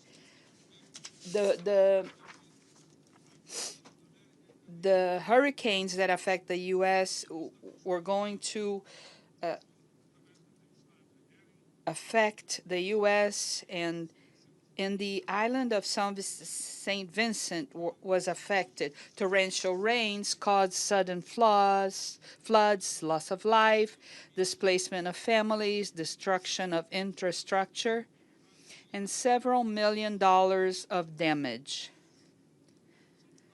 These are increasingly frequent extreme meteorological phenomena, a warning about the urgency of strengthening resilience and protecting lives.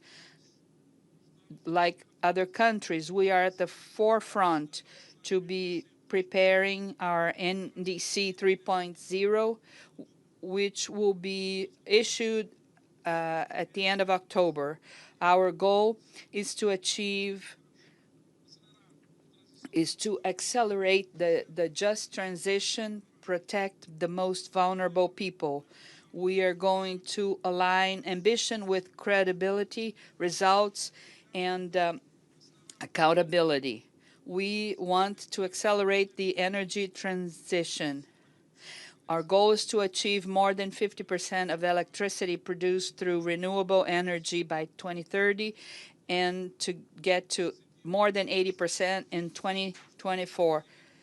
It's a simple initiative, but costs money, like public lighting, 100% on LED. This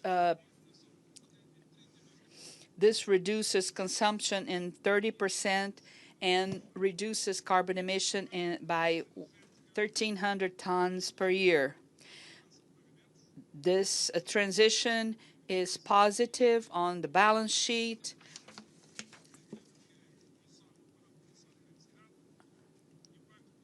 It's a positive impact in terms of the energy resources and in carbon emission. The energy transition is not an ideological matter, and it's not a doctrine matter, especially regarding those that defend ecosystem questions. It has a social impact, an environmental impact, and we need adaptation centered in people and science. In terms of water, we have ecosystems, land ecosystems, and maritime ecosystems. We have priorities.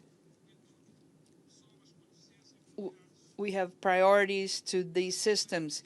People with deficiencies along the shore or communities along the interior, we will give assistance to them. The next round of NDCs will only comply with the Paris Agreement if it is accompanied by means compatible with urgency, especially for adaptation. We have internal resources to face emergencies. So what happened in São Vicente? We have an emergency fund, a national emergency fund that mobilized more than $10 million. But it won't be enough because we will be more resilient, and more resiliency demands more investment. Thank you very much.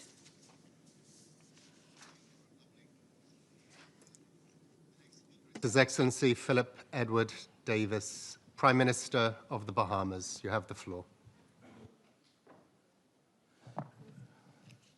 Your Excellencies, thank you, Mr. Chair. Colleagues, we are at an inflection point in our planet's history. As we mark the 10th anniversary of the Paris Agreement, we have a choice: advance ambitious climate action plans for the sake of people and our planet, or retreat, sacrificing lives, livelihoods, cultures, and biodiversity. 6 days ago, on leaving my country, we were being threatened by a hurricane called Gabriel. Thankfully, we were spared. As I stand here at this very moment, there are two systems that are threatening my country: AL3 and AL94. And each of them have been predicted to be impacting my islands. The frequency and intensity of hurricanes is real. It's no hoax. It's not a con job. The 1.5-degree Paris temperature goal is on life support, and our actions ahead of COP30 and beyond will give it the opportunity to either survive or we accept that we have come to the end of a singular call for the hope of humanity. It is clear that some of the most ambitious nationally determined contributions in the world are from developing countries, particularly small island developing states, and notably in the Caribbean region. And while small island developing states emit less than 0.01% of greenhouse gases, the ambitious climate action goals we set out in our NDCs are being proposed not only to curb emissions, but to build in adaptation, climate resilience, and sustainable development co-benefits. However, the means of implementing our NDCs are largely conditionally based on the availability of financial resources, largely from international partners. And despite limited finances, we in the Bahamas have taken the approach to be solution-oriented in the fight against climate change. In our pre-2030 NDCs, the Bahamas established a goal of reducing greenhouse gas emissions by 30% by 2030. This goal is being driven by increasing the provision of renewable energy sources by 30% and addressing technological advancements in the transportation sector by setting a target of electric vehicles to represent 35% and hybrid vehicles representing 15% of vehicle sales by the year 2030. Our preliminary data has shown that my government's efforts via our new energy era policy, which focuses on energy efficiency, upgrades, utility-scale solar power in our nation's capital, new hybrid grids in our family of islands, and deployment of modern technology, will result in our country exceeding our 2030 renewable energy goal by 2%, with 32% renewable energy penetration across our archipelago. The Bahamas is keen to accelerate its new trajectory in the energy and transportation sectors through robust and ambitious measures for NDC 3.0. We have taken steps to support these advancements with policy and legislative measures that clearly outline the need for sustainable development, resilient infrastructure, and the provision of government-driven incentives to support private sector investments. And while these efforts are notable, our updated 2022 NDC has shown an imbalance in climate finance inflows into the Bahamas. Nearly $155 million was received between 2010 and 2020, with $140 million earmarked for mitigation actions and $50 million for adaptation. We have shown a willingness to document our priorities, outline our plans, secure partnerships, and make legislative and policy changes, but adaptation has to be better supported by international partners, and it must be balanced. We are a small country, but we punch above our weight because we know that protecting our climate will ensure a future for our islands and our people. We not only have a moral duty, but a legal imperative to address climate action as a global community. The Bahamas remain committed to the Paris Agreement, to advancing ambitious climate action plans, and submitting our NDC 3.0 ahead of COP30 in Belém. And we call on other parties to do the same. As I've said before, the time for business as usual is over. The time for bold, transformative action is now. So let us seize this moment together to save our planet and our humanity. Thank you.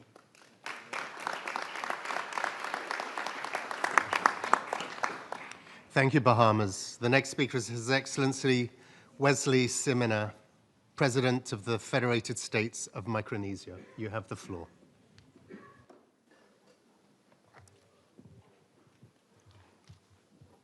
Thank you, co-chairs, Your Excellencies, ladies and gentlemen. Debating whether climate change is real or not is a distraction and a waste of precious time we do not have.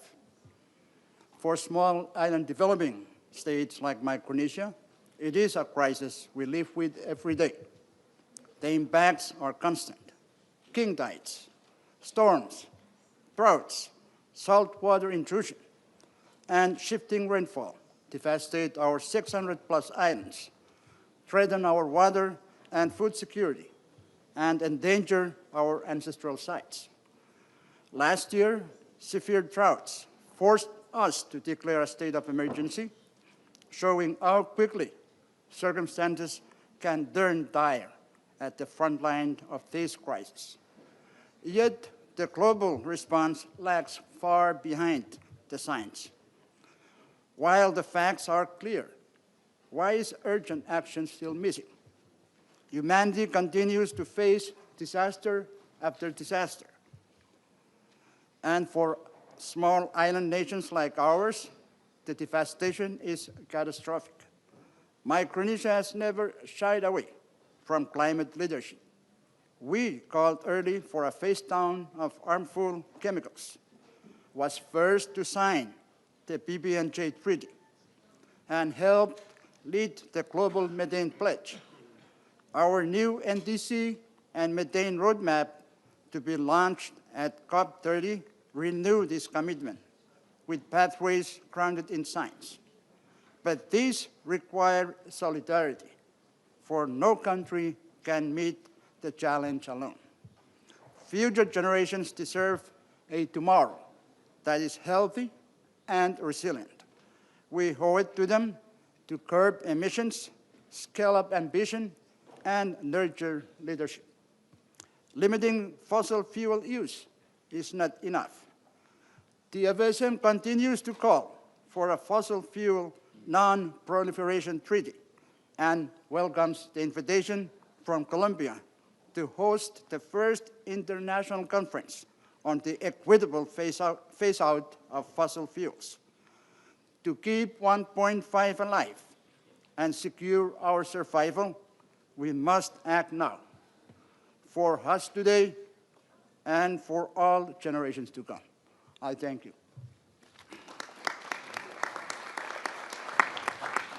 Thank you, Federated States of Micronesia. The next speaker. Thank you, Federated States of Micronesia. The next speaker is His Excellency Alamea Halimna, Prime Minister of the Republic of Chad. You have the floor.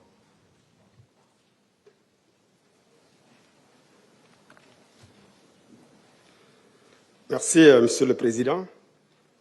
Excellences, Mesdames et Messieurs les chefs d'État et de gouvernement, distingués délégués, Mesdames et Messieurs, je prends la parole au nom du maréchal Mohamed Idriss Déby Itno, président de la République, chef de l'État du Tchad, au nom du peuple tchadien, de ces millions de femmes, d'hommes et d'enfants confrontés à une urgence vitale, le changement climatique.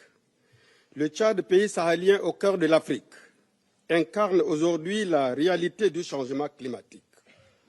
Dans mon pays, les lacs s'assèchent, les villages se vident, les terres s'épuisent et notre jeunesse est contrainte à l'exil, non pas par choix, mais guidée par l'instinct de survie. Le lac Tchad, autrefois mer intérieure qui nourrissait nos terres et nos communautés, dont dépend la vie de 30 millions d'âmes issus des 4 bassins des pays du bassin, a perdu en un demi-siècle plus de 90% de sa superficie. Sa disparition progressive a détruit nos écosystèmes naturels, a appauvri des millions de riverains et a contribué à alimenter les tensions et conflits autour de l'accès aux ressources naturelles. À cette épreuve climatique s'ajoute une autre menace tout aussi implacable, la menace persistante de la secte Boko Haram dans le bassin du lac Tchad, déjà appauvri par la sécheresse et frappé par les inondations. Des milliers de riverains doivent fuir leur village pour échapper aux violences, subissant ainsi une double peine, celle du climat et celle du terrorisme. Face à cette double peine, le Tchad ne peut lutter seul, et pourtant, nous agissons seuls. Notre contribution déterminée au niveau national, actualisée en 2021, illustre notre engagement à réduire nos émissions de gaz à effet de serre de 19,3% d'ici 2030 par rapport au scénario de référence, tout en renforçant notre résilience climatique. Actuellement, nous sommes en train de réviser notre CDN 3.0 pour mieux nous adapter et réduire nos émissions. Mesdames et Messieurs distingués invités, vous conviendrez avec moi que la protection des populations face aux effets du changement climatique est à la fois un impératif humanitaire et une action essentielle pour assurer le développement durable de nos communautés. Dans cette perspective, le Tchad présentera à la COP30 à Belém une feuille de route articulée autour de 4 axes majeurs. 1. La mise en place d'un guichet unique pour les contextes fragiles au sein des institutions financières climatiques, doté de procédures accélérées et de critères d'éligibilité adaptés à nos réalités. 2. Intégrer le nexus climat, paix et sécurité dans tous les mécanismes de financement, reconnaissant que les investissements climatiques contribuent à la prévention des conflits. 3. Multiplier les plateformes nationales comme instruments d'innovation pour permettre aux pays vulnérables de devenir pleinement acteurs de leur propre transformation. 4. Respecter les engagements de financement climatique en adaptant les mécanismes aux réalités des contextes fragiles. Au Tchad, nous refusons de subir. Nous continuons à agir pour la planète. En 2030, nous voulons un Tchad à la Grande Muraille verte. Ce projet panafricain, écologique et ambitieux pour protéger nos terres, où nos communautés sont préparées et alertées face aux catastrophes et où chaque enfant puisse naître et grandir dans un environnement sûr et durable. Pour atteindre cette vision, la solidarité internationale doit se traduire en actions concrètes et immédiates. Ensemble, nous pouvons faire de la COP30 un tournant historique où l'ambition climatique devient le moteur de la croissance, l'encre des alliances stratégiques et la démonstration que le multilatéralisme fonctionne quand il est soutenu par l'ambition et la mise en œuvre. Je vous remercie.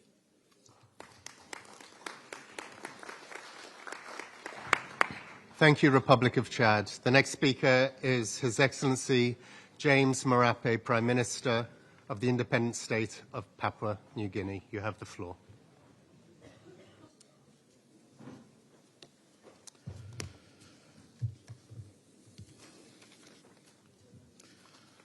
Thank you very much. Excellency Secretary General, Excellency President Lula, I know both of them are absent, but the system is registering our conversation. I want to thank them for hosting this important session. Colleagues, ladies and gentlemen, let me firstly acknowledge the leadership of the United Nations and the Secretary General for always championing the climate change action and climate justice. I thank also President Lula and Brazil for convening this timely meeting as we head towards COP30, and I reaffirm Papua New Guinea's support. As a forest and ocean nation, we stand with Brazil for COP30, and we equally offer our support for Australia's bid for COP31 so that the world recognizes the central role that forests and oceans play in climate change mitigation. Papua New Guinea is both a victim of climate change, but also equally a provider of solutions. As custodians of the world's third largest forest, tropical rainforest, I beg your pardon, and vast oceans, which are host or houses 7% of the world's biodiversity, we are one of planet Earth's greatest natural carbon sink. Despite our small carbon footprint, we will join Brazil at COP30 to advocate that the big polluters and high-emission industries must pay for forest and ocean nations to keep our trees standing and our corals alive. It is the forests and the oceans in their natural state that will maintain the carbon balance required for life on Earth. As at home, Papua New Guinea, we are doing our part. Through our enhanced NDC, we are scaling up renewable energies. We are also working to commit to net zero deforestation by 2030. We are also finalizing a blue national carbon policy to safeguard our mangroves, our seagrass, our coastal ecosystems, and our biodiversity. We are also reinvesting in climate-resilient infrastructure and early warning systems for our people. But ambition requires resources. For Papua New Guinea, the cost of delivering our commitment is estimated to the cost of $7.7 billion by 2030. We therefore call for scaled-up finance, technology transfer, and stronger global partnerships. We thank at this juncture the Green Climate Fund for their commitment to support and the remittance of funds to support some of the programs in Papua New Guinea. At COP30, we need to launch a public-private partnership in our view to fulfill paragraph 34 of the global stocktake that talks about reversing global deforestation by 2030. That goal will never be achieved unless we dramatically scale up finance now. We need this on the COP30 agenda, and it must be launched in Belém. In conclusion, Papua New Guinea joins Brazil and other forest nations in offering both our forests and oceans a solution to the climate crisis. Together, let us ensure a resilient, prosperous, and sustainable future for our children and generations to come. I thank you all.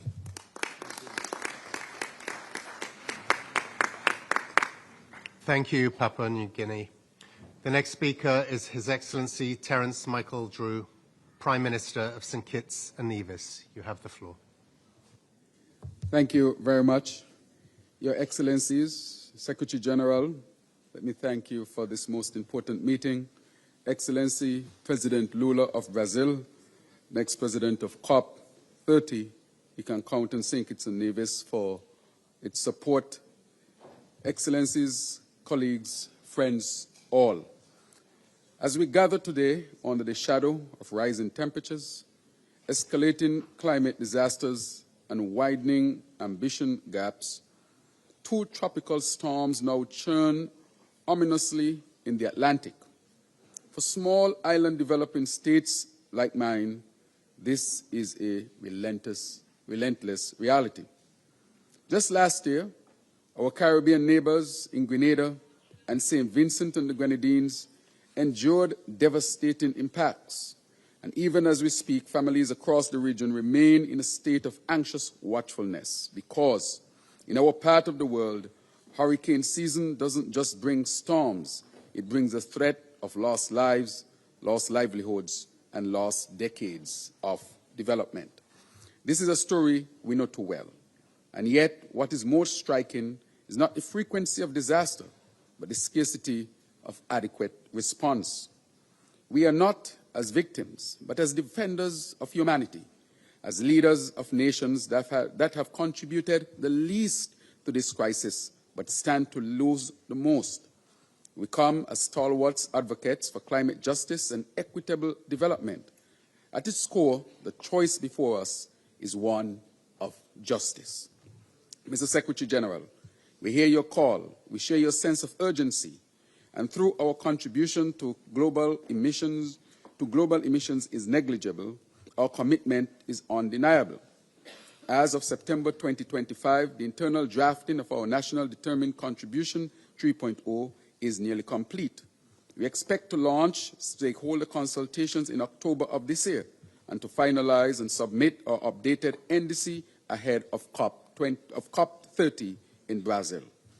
The updated National Greenhouse Gas Inventory, the final critical component, is also on track for completion with international support by late October.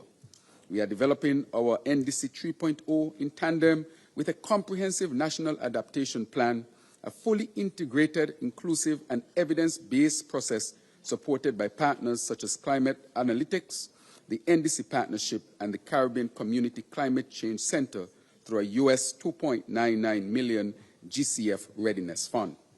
Our targets are sector-specific and anchored in national development priorities. In agriculture, our Climate Smart Agriculture project is underway. In health, we are partnering with PAHO and World Health Organization to climate-proof our healthcare infrastructure. In marine and coastal ecosystems, we are expanding marine management areas and advancing aquaculture development. In tourism, our revised sector strategy is being finalized by mid-2026. In education, climate literacy will be mainstreamed across the school system next year. In energy, geothermal energy remains our greatest hope, along with solar energy and wind energy. We mean business. Our governance framework is being transformed to reflect the full spectrum of climate ambition, from mitigation to adaptation to loss and damage. Colleagues, excellencies, we urge our partners in the global north to act as well, to act with urgency. Let this gathering, therefore, be remembered as a turning point and a moment when the world finally did what it had to do, what it had promised, which is to stand up for those who have long stood on the front line of climate change. Thank you.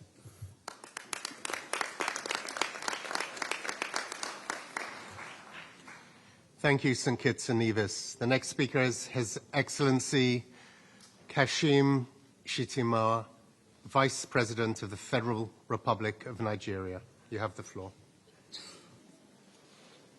Your Excellency.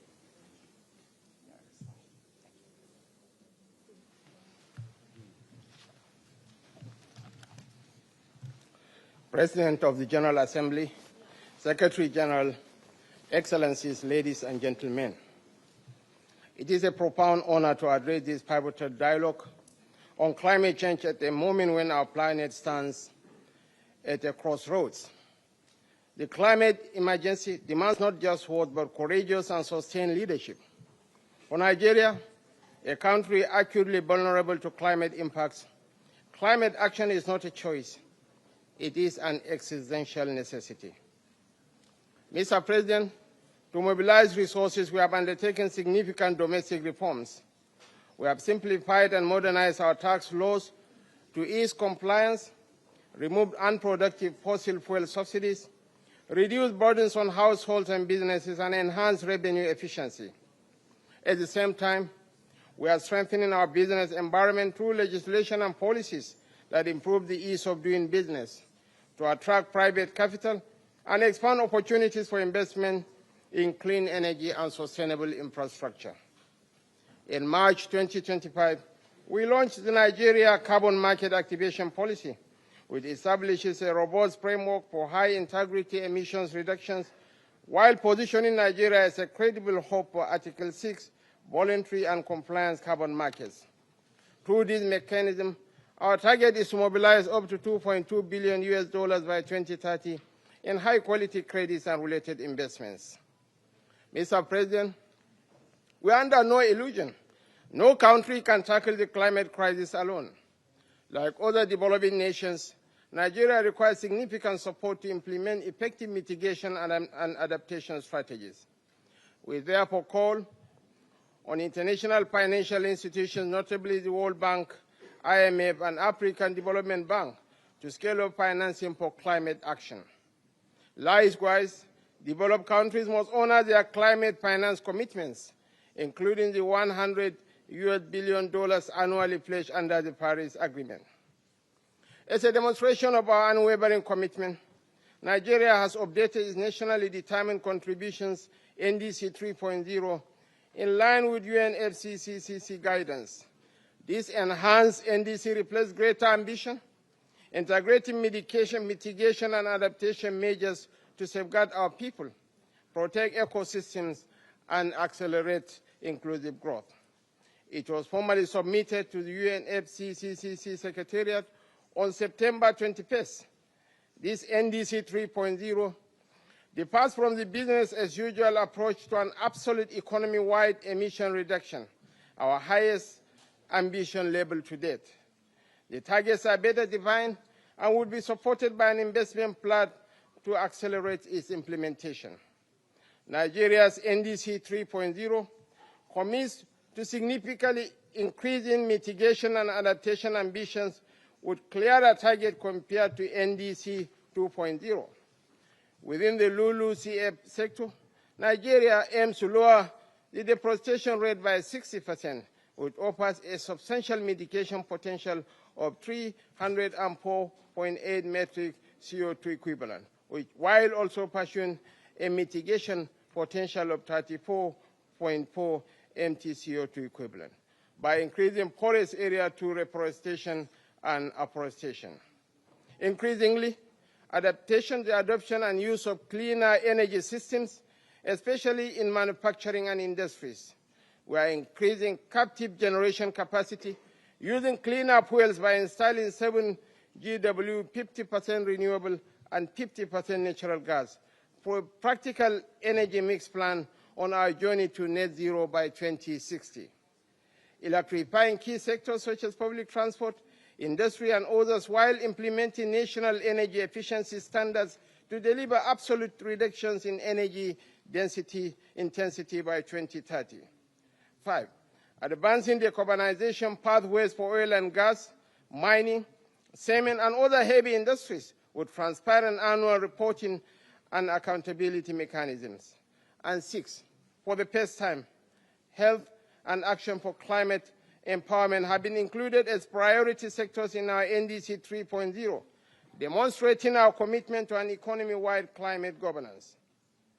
On adaptation and resilience, we are scaling climate-smart agriculture to reach 5 million smallholder farms by 2030, increasing yields by 20 to 30%, and expanding drought-resistant crops. We are building resilient infrastructure, integrating early warning systems, climate-informed urban planning, and resilient housing to reduce climate-related damages by 50%. We plan to restore mangroves, forests, and wetlands to enhance carbon sinks by 200 metric tons of carbon dioxide equivalent, cumulatively by 2030, while protecting biodiversity and livelihoods. Nigeria aims to lower the deforestation rate by 60%, and to deliver on these commitments, Nigeria is mobilizing $20 to $25 billion in climate finance by 2030, including green bonds, blended finance, and public-private risk-sharing mechanisms. We aim to unlock at least 7 to 10 billion US dollars in grants and concessional finance from global partners while promoting technology transfer, regional energy integration, and green entrepreneurship to drive inclusive growth. Institutionally, Nigeria has established the National Council on Climate Change, supported by a cross-ministerial secretariat to ensure coherence, accountability, and measurable results. We have adopted a transparent monitoring, reporting, and verification system aligned with global best practices to track progress annually. Already, solar mini-grids power over 150 rural communities, while nature-based solutions have reduced flood damage by over 40% in coastal areas, improved fisheries, and sequestered carbon. Mr. President, finally, Nigeria's climate action is anchored on social equity. Women, youth, persons with disabilities, indigenous peoples, and vulnerable communities are at the heart of our transition. Social protection, reskilling, and just transition programs are in place to ensure that no one is left behind. We therefore call on global partners to scale up concessional finance, knowledge sharing, and technology transfer to accelerate not just Nigeria's transition, but Africa's contribution to a safer, more sustainable world. In closing, Mr. President, let me reaffirm. For Nigeria, climate action is not a trade-off between growth and sustainability. It is the pathway to sustainable growth, innovation, security, and shared prosperity. We stand ready to work with all partners to lead where necessary and to deliver because the time for climate action is now. I thank you for your audience.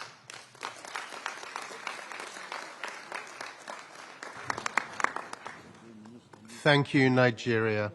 We now move on to interventions from ministers, and interventions are limited to 2 minutes. The next speaker is His Excellency Dion George, Minister of Forestry, Fisheries and the Environment. You have the floor.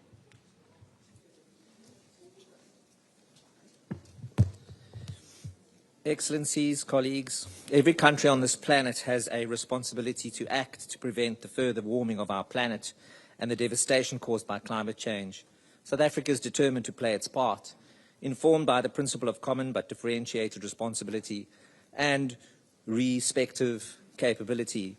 In line with the Paris Agreement, guided by its national circumstances, South Africa will strengthen its commitment to the multilateral climate process. South Africa is currently completing its second nationally determined contribution document for the period of implementation from 2031 to 2035. In determining its NDC, South Africa has demonstrated ambition. It has also identified 8 adaptation goals that are related to the Sustainable Development Goals. The aim is to enhance the resilience of local communities against climate impacts. The draft NDC document further presents and positions the importance of having to plan for loss and damage, impacts and associated escalating costs. It presents a case for increased access to financial support, including technology transfer and capacity building. On just transition, the draft NDC document prioritizes a fair, just and equitable transition that enables social inclusion. South Africa submitted its first biennial transparency report in December 2024 and remains committed to report and account on progress made in line with Paris Agreement requirements. To make this progress meaningful, it is essential that all countries honour their commitments to reduce emissions and ensure sufficient support to countries that are most vulnerable to the effects of climate change. Thank you.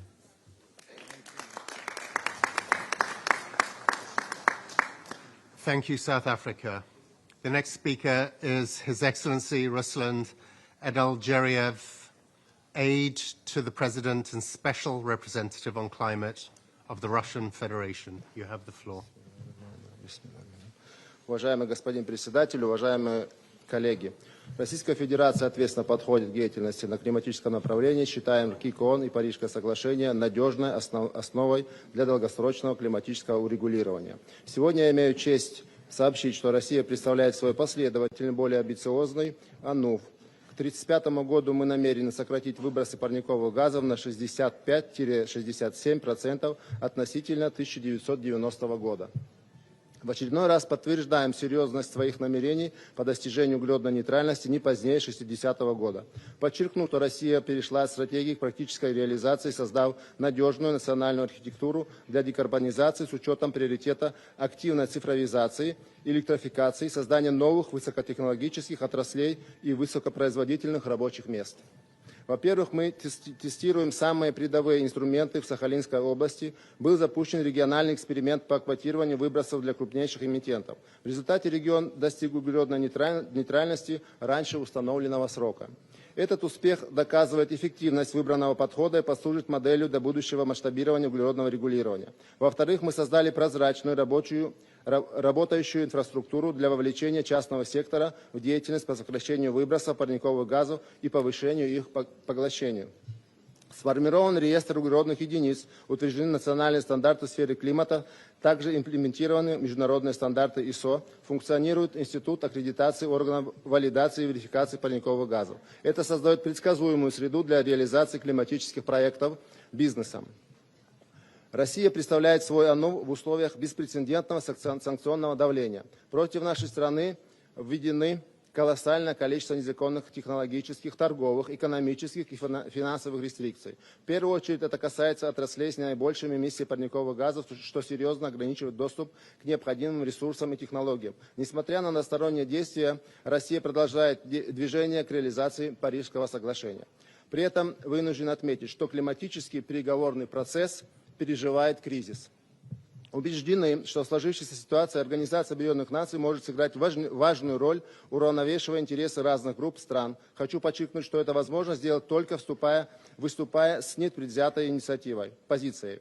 Дальнейшее развитие процесса зависит от нахождения баланса при выполнении всего комплекса мер, который может быть полноценно реализован в случае соблюдения ряда условий, включающих обеспечение принципа технологической нейтральности, в том числе от проектов в низкоуглеродной атомной и гидроэнергетике, наличие недискриминационных условий для реализации климатических проектов и безбарьерный доступ к международной верификационной инфраструктуре, а также эффективное развитие международного сотрудничества. Российская Федерация в настоящий момент сталкивается с барьерами и внешнеэкономическими ограничениями, в том числе по доступу к зарубежному оборудованию, технологиям, услугам, рынкам капитала и углеродных единиц, что противоречит духу Парижского соглашения. Надеюсь, что все осознают безальтернативность такого подхода и будут готовы к продуктивной работе на предстоящей 30-й сессии конференции сторон в Вилене. Спасибо за внимание.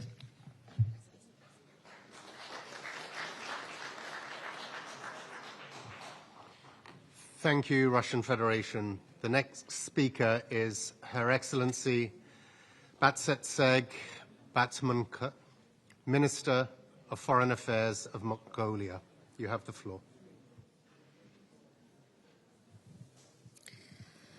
Excellencies, ladies and gentlemen, Mongolia is among the climate vulnerable nations. We face intensifying droughts, harsh winters, water scarcity, land degradation, and the erosion of biodiversity. These are not distant warnings, they are lived realities for our herders, our farmers, and our children. But we do not come to this summit with despair. We come with determination and solutions. In 2016, Mongolia ratified the Paris Agreement and pledged to be part of the global solution. And today, we reaffirm and elevate that commitment. By 2035, we aim to reduce our greenhouse gas emissions by over 30%, and with nature and innovation as our allies, we can push that reduction to more than 50%. Our strategy is bold and comprehensive. We are determined to transform our energy sector with renewables and efficiency, modernize transport, shifting coal from roads to rails, and embracing electric mobility, recycle waste and maximize resource efficiency, and restore our greatest asset to our rangelands. Mongolia's 110 million hectares of rangeland are not just grasslands, they are carbon sinks, biodiversity havens, and cultural treasures. Though over 70% are degraded, more than 80% retain the natural ability to regenerate. This is our opportunity to lead with nature-based solutions. Hence, we are aiming to make the 17th Conference of the Parties to the UN Convention to Combat Desertification to be hosted in 2026 in Mongolia, more than a conference, but a turning point. One of our flagship initiatives, the Rangeland Flagship Initiative, will unite knowledge, investment, and technology, including AI-powered monitoring, to unlock the full carbon sequestration potential to our landscapes. Let Mongolia be a bridge between tradition and innovation, between region and solutions. Let our nomadic heritage guide a global movement toward regeneration, resilience, and respect for the earth. I thank you.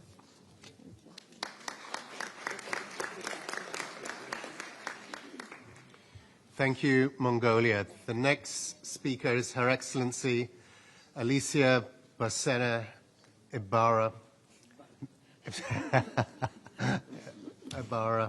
Minister of the Environment and Natural Resources of the United Mexican States. You have the floor. Thank you. En nombre de la presidenta Claudia Sheinbaum Pardo, México atiende este insoslayable llamado convocado por el secretario general Antonio Guterres junto con Brasil, representado por André Correa del Lago. La presidenta Sheinbaum ha encabezado un cambio estructural a través del Plan México, que consiste en una estrategia de industrialización de largo plazo. Se trata de un plan que intenta aumentar la inversión pública y privada por encima de 28% del PIB, crear 1.5 millones de empleo, incrementar el contenido nacional, sustituir importaciones, promover mayor integración regional y acelerar la transición energética, implementando además una economía circular que reduzca al menos un 50% de los residuos sólidos. Uno de los sectores que más emisiones genera en México es el transporte terrestre, genera alrededor del 25% del total. Por ello, el Plan México propone, por ejemplo, la construcción de 3,000 kilómetros de trenes eléctricos que conectarían al país de sur a norte. Nuestro compromiso en la NDC 2 es disminuir 35% de los gases de efecto invernadero para 2030, lo que implica reducir alrededor de 225 millones de toneladas de carbono aproximadamente. Esto esperamos lograrlo combinando medidas como ya mencionada en los trenes ferroviarios, los trenes eléctricos, así como en la reducción de emisiones a partir de la transición del uso de combustóleo a gas natural en las termoeléctricas del país. Para la NDC 3 estamos en un proceso de consulta interna con todos los sectores industriales de la construcción, el acero, la minería, con energía, nuestra empresa nacional de petróleo, Pemex, de electricidad, CFE, y con el sector agropecuario para que nuestros compromisos sean realistas y factibles para 2035. Pero en principio el compromiso que queremos lograr es reducir alrededor de 175 toneladas de carbono equivalente. Alcanzar este objetivo es imposible sin una sólida estrategia de protección de la biodiversidad y de soluciones basadas en la naturaleza. Tan solo en 2024 nuestro país en los ecosistemas absorbieron 208 millones de toneladas de dióxido de carbono equivalente. En esta materia, nosotros estamos implementando un plan de restauración nacional que incluye la reforestación de 220,000 hectáreas de bosques, selvas y manglares. Necesitamos una taxonomía, como lo mencionó el presidente de Francia, que nos permita contabilizar la absorción de carbono por hectárea de cada tipo de ecosistema. Estimamos, por ejemplo, que los manglares son 4 veces más eficientes en absorber carbono que otros ecosistemas. Nuestro compromiso al 2030 es proteger el 30% de nuestro territorio, tanto marino como terrestre. Contamos ya con 232 áreas naturales protegidas que suman 99 millones de hectáreas. Debemos llegar a 155 millones de hectáreas. Estamos convencidos de que la acción climática es más efectiva cuando se construye desde el territorio y de la mano de las comunidades, de las mujeres y de los pueblos indígenas. Para México y para el sur global, el financiamiento con base en el principio de responsabilidades comunes pero diferenciadas y la adaptación no es opcional, es una urgencia. Sabemos que la crisis climática golpea con más fuerza a quienes menos tienen y por eso nuestros esfuerzos de mitigación y adaptación estamos considerando también el tema de pérdidas y daños en nuestra nueva NDC. Creemos que no puede haber justicia climática sin justicia social, sin igualdad. Reiteramos entonces el irrestricto respaldo de mi país, México, a Brasil y a las Naciones Unidas, esta organización, el multilateralismo y la lucha que encabeza el secretario general contra el cambio climático. Por eso, hagamos de la COP30 un verdadero muchirao, que quiere decir acción colectiva, conjunta, solidaria, y transformemos esta crisis climática en una oportunidad histórica. Muchas gracias.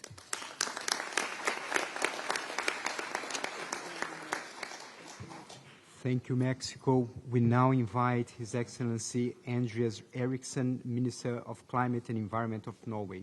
Please, you have the floor. Dear friends, this year marks yet another milestone in our collective response to the urgency of climate change.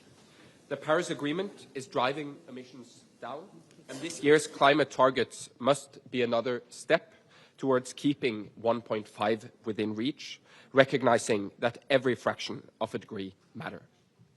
I am honored to present Norway's second NDC under the Paris Agreement.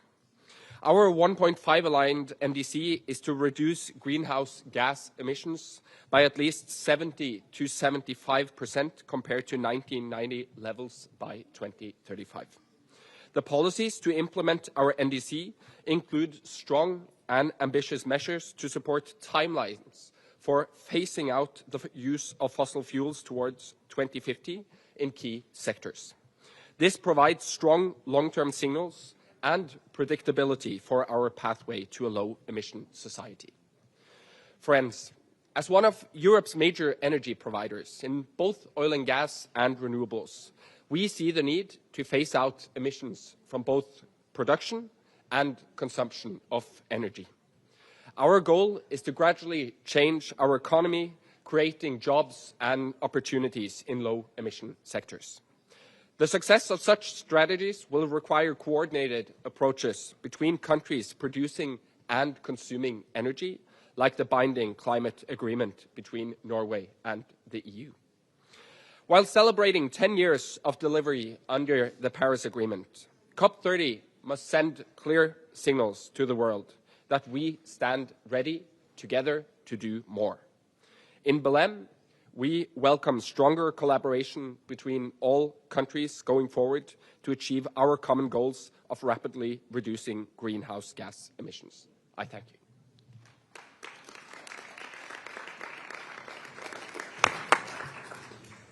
Thank you, Minister. We now have the pleasure to invite His Excellency Mukhtar Babayev, President and the representative of the President of the Republic of Azerbaijan for climate issues. Please, you have the floor, Excellency. Excellencies, dear friends, dear colleagues, as the COP29 presidency, we want to thank all colleagues who have submitted their NDCs. These plans are essential. They help us maintain momentum in the multilateral process. Their targets, timelines, and priorities will send strong market signals that give a green light to green investment. And their vision of sustainable development, job creation, clean energy, and other social benefits can help us build popular system support for ambitious action. Overall, these reports matter. They should be robust, not rushed. And they should then be delivered, not discarded. But every plan has a price tag. And from earliest days of multilateral negotiations, we have agreed on the need to support each other. In Baku at COP29, we made historic progress on how we would cooperate and enable action. From the Baku finance goal to carbon markets and the fund for responding to loss and damage, countries pledged trillions of dollars for climate action. But a promise made must be a promise kept. There were collective agreements. Collectively, we must be delivered. We will not forget them, and we will not accept going backwards. We will keep asking, where is adaptation finance that was promised by this year? Where is the money for the UN climate funds that was promised by 2030? Dear colleagues, the integrity of international process depends on delivery. The credibility of nations depends on them honoring their words. We need to cut emissions, not aid budgets, because we know that international support will allow for enhanced ambition in our climate plans, and that will benefit everyone. Thank you very much.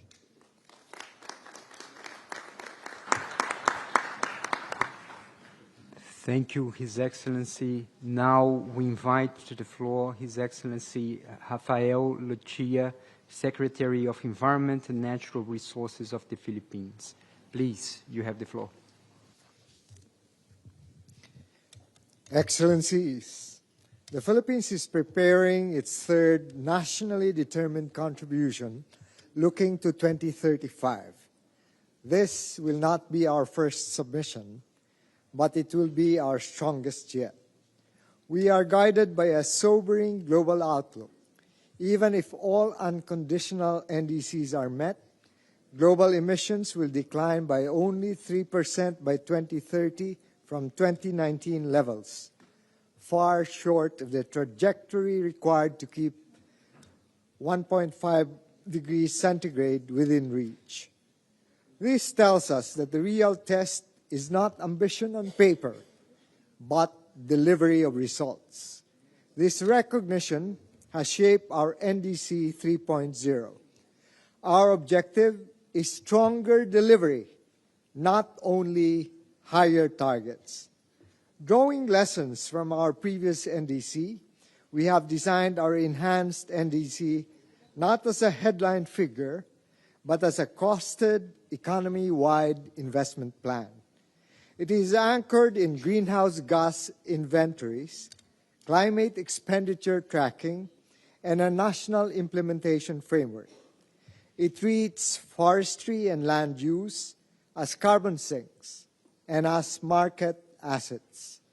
It employs Article 6 and other mechanisms to mobilize finance and sustainable growth, and it integrates just transition, nature-based solutions, circular economy, gender equality, and social inclusion. Excellencies, what will define progress in the years ahead is not what was pledged, but what was delivered. Therefore, the credibility of NDCs must rest on implementation backed by finance, technology, and capacity building for developing countries. On this basis, the Philippines calls for NDCs to be recognized as credible investment frameworks, costed, transparent, and backed by predictable grant finance for mitigation with adaptation co-benefits, supported by monitoring and accountability that measure both ambition and delivery. Thank you, and we wish all of us success.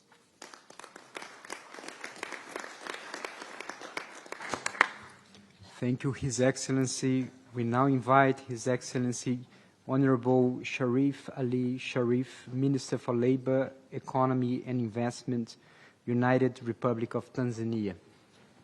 Please, Minister, you have the floor. Excellencies, distinguished delegates, I bring greetings from the United Republic of Tanzania and from Her Excellency, our beloved President, Dr. Samia Suluhu Hassan. Excellencies, the climate crisis is reshaping lives, economies, and geographies. Tanzania has already lost over 90% of the ice cap of Mount Kilimanjaro, while Zanzibar, our beautiful island in Tanzania, with more than 30% of its land below 5 meters above sea levels, faces double threat of sea level rise and saltwater intrusion. Excellencies, Tanzania is acting with ambition. Through our NDC 2.0, we pledge 30 to 35% emissions reduction by 2030, conditional on international support of $19.2 million. However, assessment of the implementation of our NDC 2.0 revealed a $12 billion financing gap, highlighting the urgent need for the international community to honor their obligations under the conventions and the Paris Agreement. We are finalizing NDC 3.0, guided by our new Tanzania Development Vision 2050, which places climate resilience, environmental integrity, and sustainable growth at the center. Excellencies, through the leadership of our President, Samia Suluhu Hassan, Tanzania has launched the National Clean Cooking Strategy 2024-2034, aiming for 80% adoption of clean cooking solution by 2034. We welcome $2 billion pledged globally for clean cooking and call for quick disbursement and scaling up to match the urgent needs of African households, and access to technological development and transfer to accelerate adaptation, mitigation, and innovation. Your Excellencies, for Africa, adaptation and poverty alleviation remain the highest priorities. We are also ready to offer solutions, but to succeed, the international community must urgently fulfill their pledges, not in words, but in grant-based financial support for access, such as clean cooking, energy success, the blue economy, and resilience. In conclusion, Tanzania stands ready with ambition, commitment, and solutions. We are ready to join the international community to act with urgency, fairness, and solidarity for our people and for our planet. Thank you very much. Asanteni sana.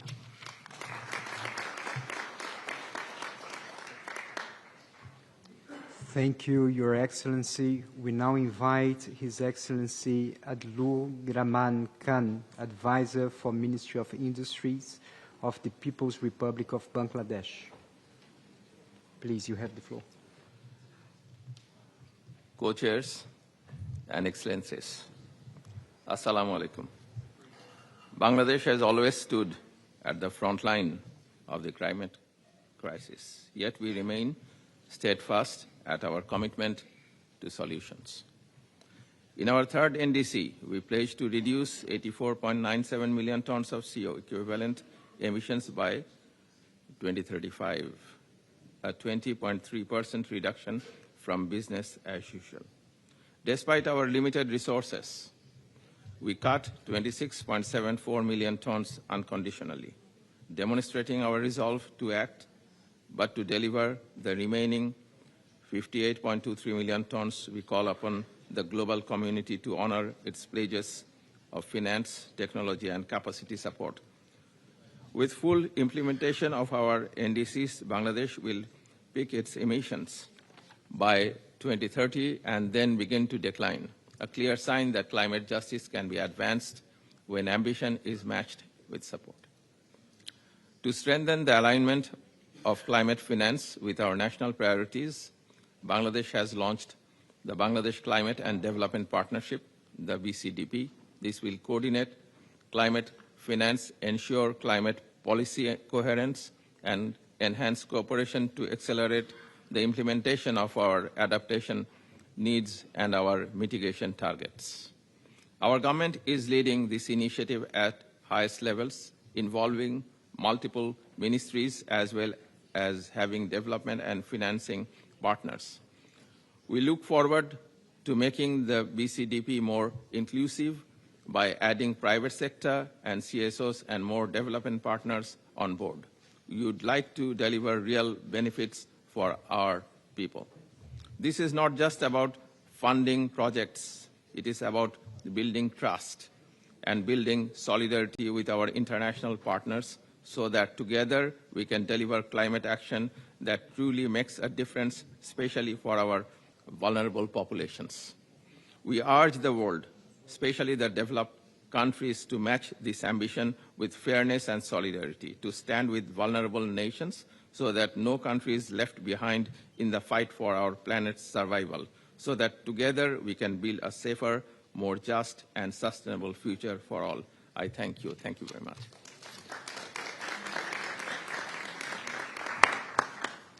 Thank you, Your Excellency. We now invite His Excellency David Lammy, Deputy Prime Minister of the United Kingdom.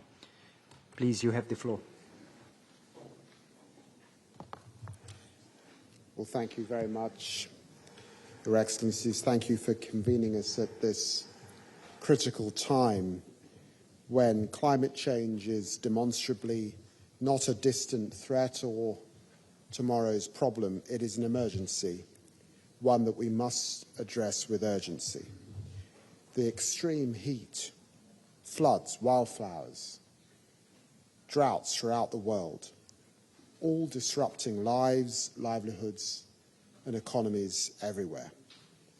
And let's be honest, the people paying the price, the hardest and deepest of prices, are those who contributed the least to this crisis, the most vulnerable in the most volatile places.